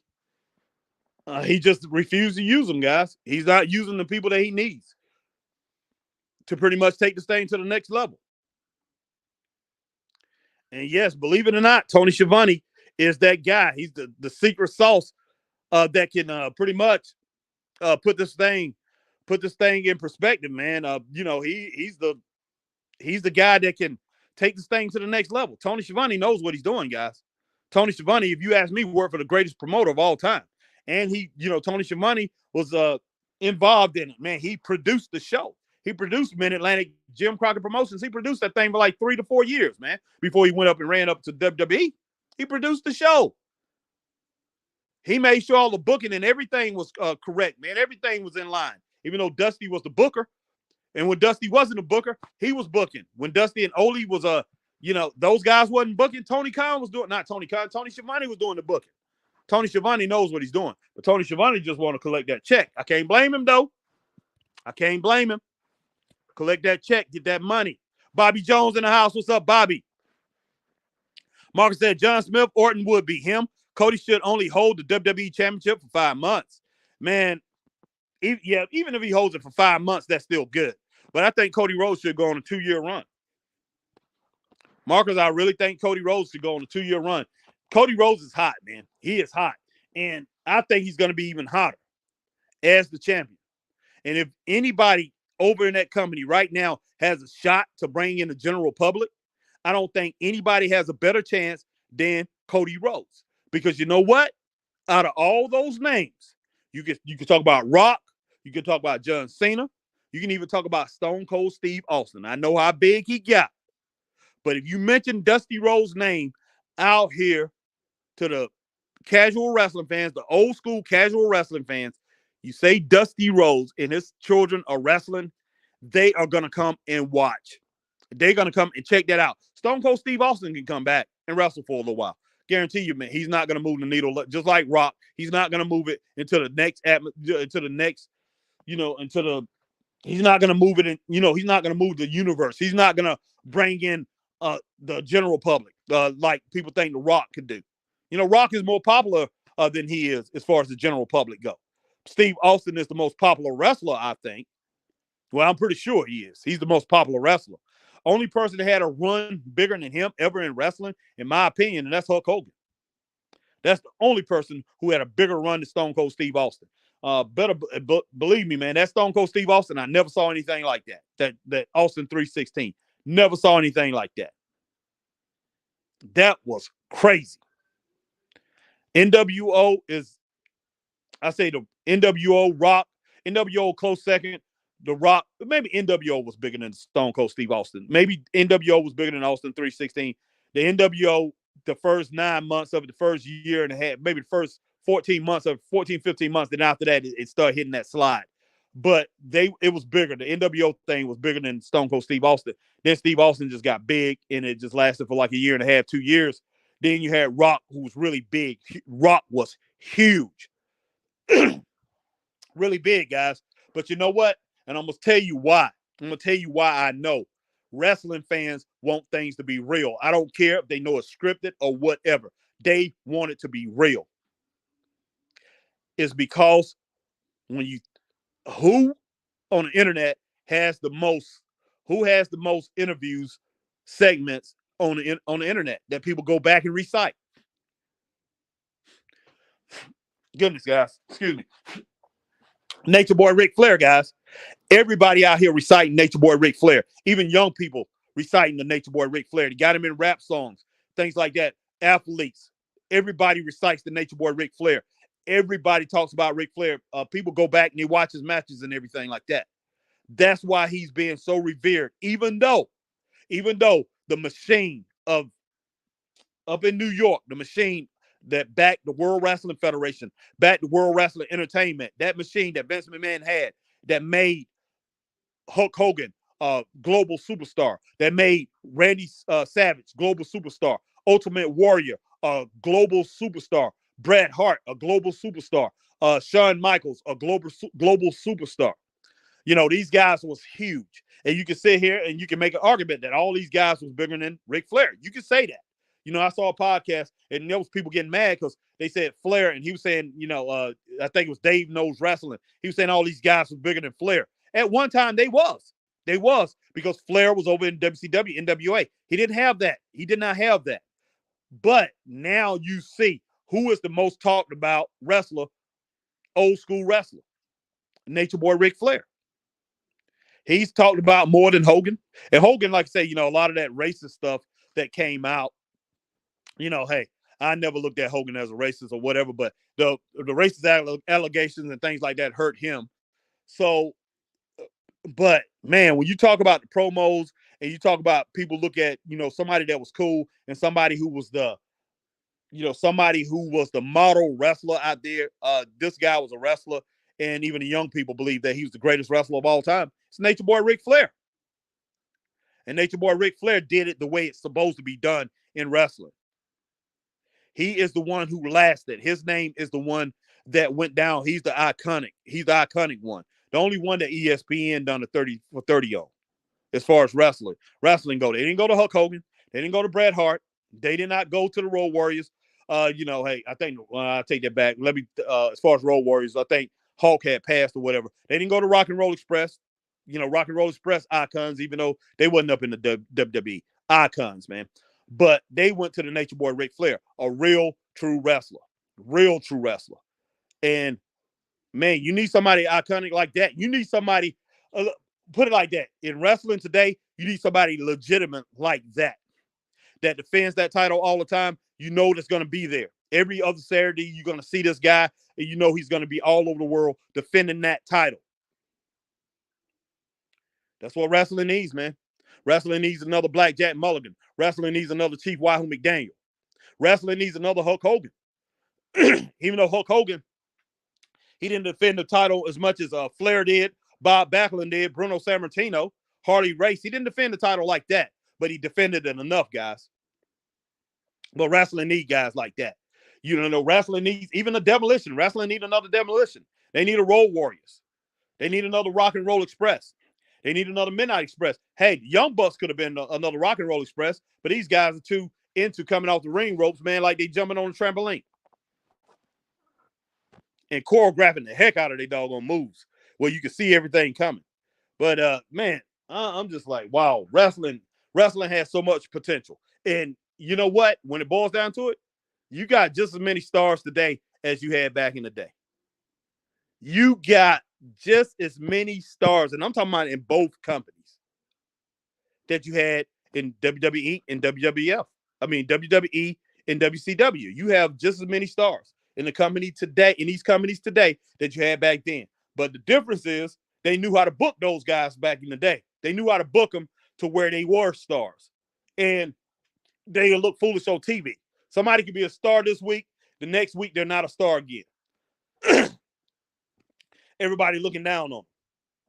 Man, Tony Khan, he butched Wardlow. He butched Hook. He butched Ricky Starks. He butched Sammy Guevara. He butched so many people. I'm not just talking about him. what's the name's being butch. They're botching him right now over in WWE. Shinsuke Nakamura. Man, that guy should be great Muta right now. He should be getting great Muta type treatment right now. Who's the big guy, man? Sheamus. They botching Sheamus. They messed Sheamus up. Drew McIntyre. He's been botched. Bobby Lashley. Wow. The missed opportunities. I know Bobby Lashley had a world title. Hey, back in 2021, he was the man over there and, on Raw. But, man, Bobby Lashley could have been iconic, man. He's the one who should have been battling Roman for the Universal title. But it didn't happen because, hey, Vince McMahon wanted to act silly, act stupid, man, do some dumb things. But, hey, it is what it is. All right, Bobby Jones says, "Sup, Harry? What's up, Bobby?" Marcus Brown, "I'm not rewarding Cody with a year title reign. Those Cody crybabies be satisfied. They're getting us WWE. Shouldn't reward idiots for throwing death threats, man." Well, you know what, Marcus? I think he should hold it for 2 years, man. They can really build something with that. Marcus Brown, Orton would beat him. My bad. Hey, Orton, I wouldn't have no problem with that. John Smith, "Do you think Tony dropped the ball with another star in MJF?" Yes, he did. Yes, he did, man. But still, MJF, I put a lot of the stuff on MJF. MJF came back, and MJF came back, when he won that world title, MJF came back and decided he's going to do what he wants to do. He's going to wrestle when he wants to wrestle. Pretty much MJF did it to himself, man. He did it to himself, and he pretty much had Tony Khan over a barrel. And he pretty much fooled the wrestling fans. He pretty much pulled the wool over the wrestling fans' eyes. I couldn't stand what he was doing. I don't know if, the guys that was here, if you can remember, me and Chris, we used to go back and forth about that. Chris was like, MJF can do what he wanted to do. Chris was all into this. Man, he don't have to wrestle, man. MJF is this, he's that. MJF is this, he's that. Yeah, I don't know if you guys remember that. I used to go at it with Chris about that. Then Chris got to the point where Chris couldn't stand it. Chris got to the point where he stopped liking it. Chris was like, "This guy ain't defending his title at all." I said, "I told you, Chris. I don't care if he was hurt or whatever. Drag your butt in there and defend that title, man. Drag yourself in there week in and week out. Be a man. Be a man. Drag yourself in there week in and week out. Defend that title. You're the world heavyweight champion, man. Act like it." Bobby Jones, "Harry, you realize in Cody and Rock in the segment, it was raining?" Yep. Who reigned in their entrance? Sting helped Cody for Mania. Yeah. Man, wow. That would be incredible. I thought about that. Man, if they bring Sting in there, whoo. Wow. If they get Sting and MJF, it's over. In my opinion, it's over for AEW if they bring those two in. All right, Ben Lascuse, what's up, man? Tony Khan, Bill Swerve, and Ospreay as future world champion. Is MJF packing his bags? Sup, Harry? He could be. And you know what? I don't know about. Look, man, I like Swerve, but as far as Swerve being a world champion, I don't know about all that, Ben. I really don't. I like him, but man, you got some great wrestlers over there. But yeah, if you're gonna put the title on Swerve, you continue to build him towards that title, and you need to put the title on him within the next couple of months if you're gonna put it on him. Because if you have Kenny Omega coming back, what you got Okada there now, you have Samoa Joe still could be vying to get his title back. Will Ospreay, man, you got some incredible talent there. And the guy that he just beat, Swerve Strickland just beat, Takeshita, man, is something special. I don't think they should have had that match tonight because, hey, it's got to be a winner. It's got to be a loser. Takeshita shouldn't have to lose 2 weeks in a row. I think he lost last week or the week before that. Tony Khan just don't know what he's doing, guys. That's a potential superstar, future superstar that you can end up ruining, man. All right, Marcus Brown, John Smith, nah, too much. But AEW fans are unappreciated towards him. They're trying to push him out of the company as Cody was teasing him going to WWE in the future, MJF himself.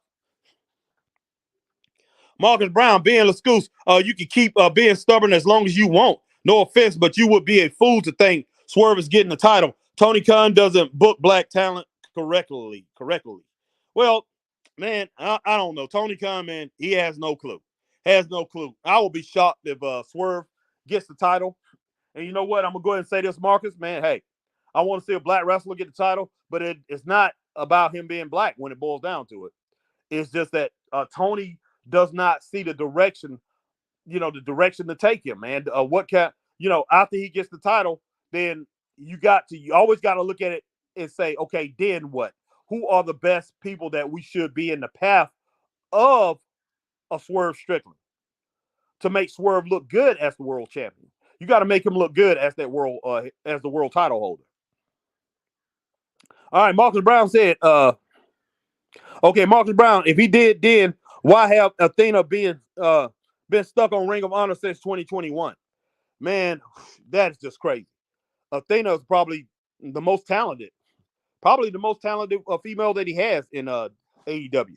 Straight up. All right, John Smith, wait till WrestleMania when that glass breaks and Austin hits that ring with Seth turns on Cody, and Cody says he reached out to have a backup plan. These fans are gonna have strokes. Laugh out loud. Man, that would be woo. I'll flip out. I'll flip out. If that happens, John Smith, man, I'll be laughing my tail off. That'll be great. All right, guys, give me just a moment. Like I said, man, my nose is stuffy. I got to get something. I'm going to take some allergy medicine in just a moment. Just a moment, guys. Woo!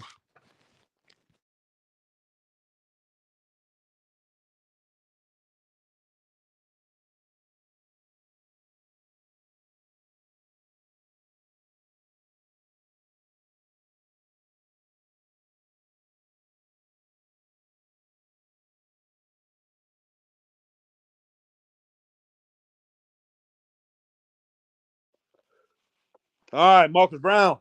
All right, guys. Hey, I'm still having a little trouble here. Give me just a second.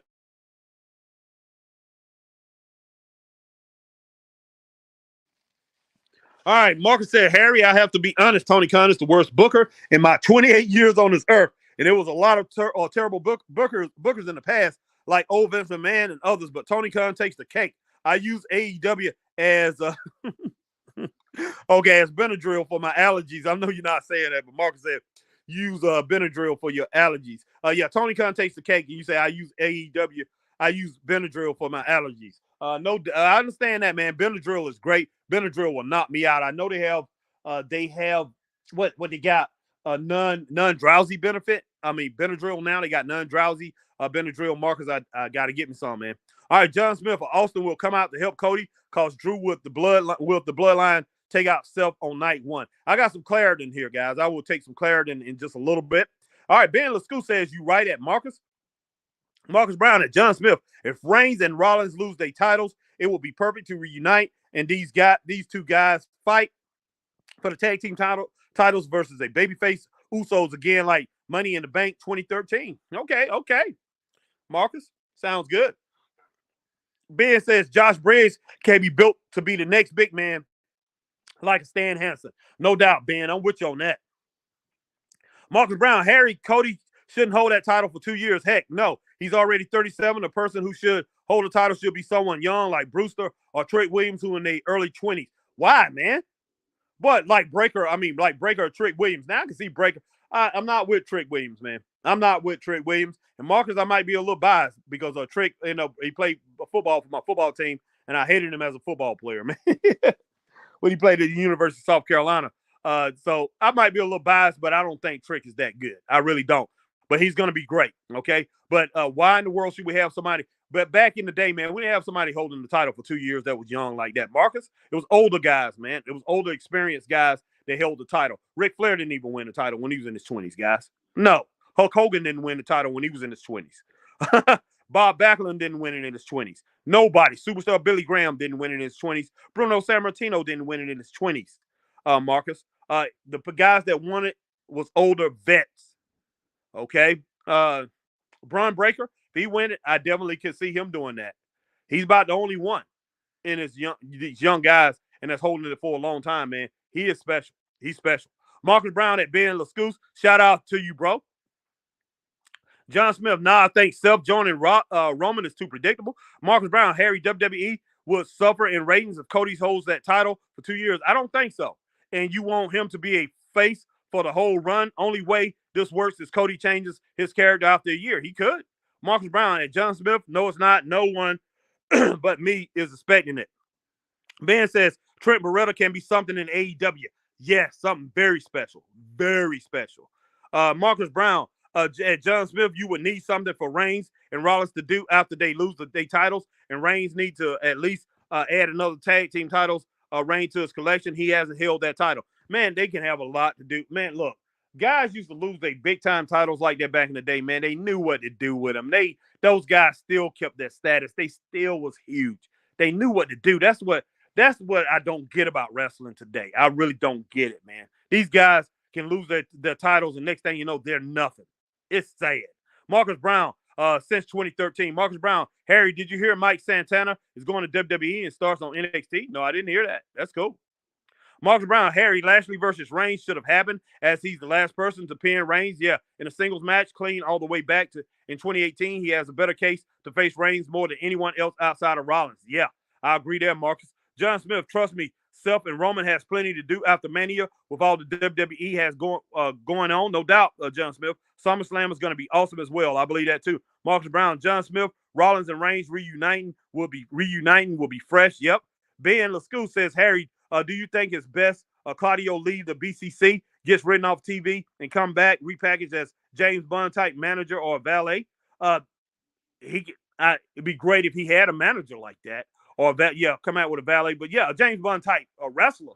But as far as him as a manager, no. I want to see Claudio just not that good on the mic. I don't think he's good enough on the mic to pretty much control somebody's career as a manager. He definitely has to look, but he should come back as a wrestler with a valet and manager. Claudio Castagnoli could be something great, man. Something great. Either him or Trent Beretta. Those are the two that I'm vying for to end up being the world champion on AEW. And that's the first thing I would say to Tony Khan. If I ever met him, those are the guys. Those two right there. Those two right there. Or the guys that you could put out here in the AEW universe and make as the world champion. And they could bring people in that's general. I'm talking about the general population and come in and say, who are these guys? These guys are something special.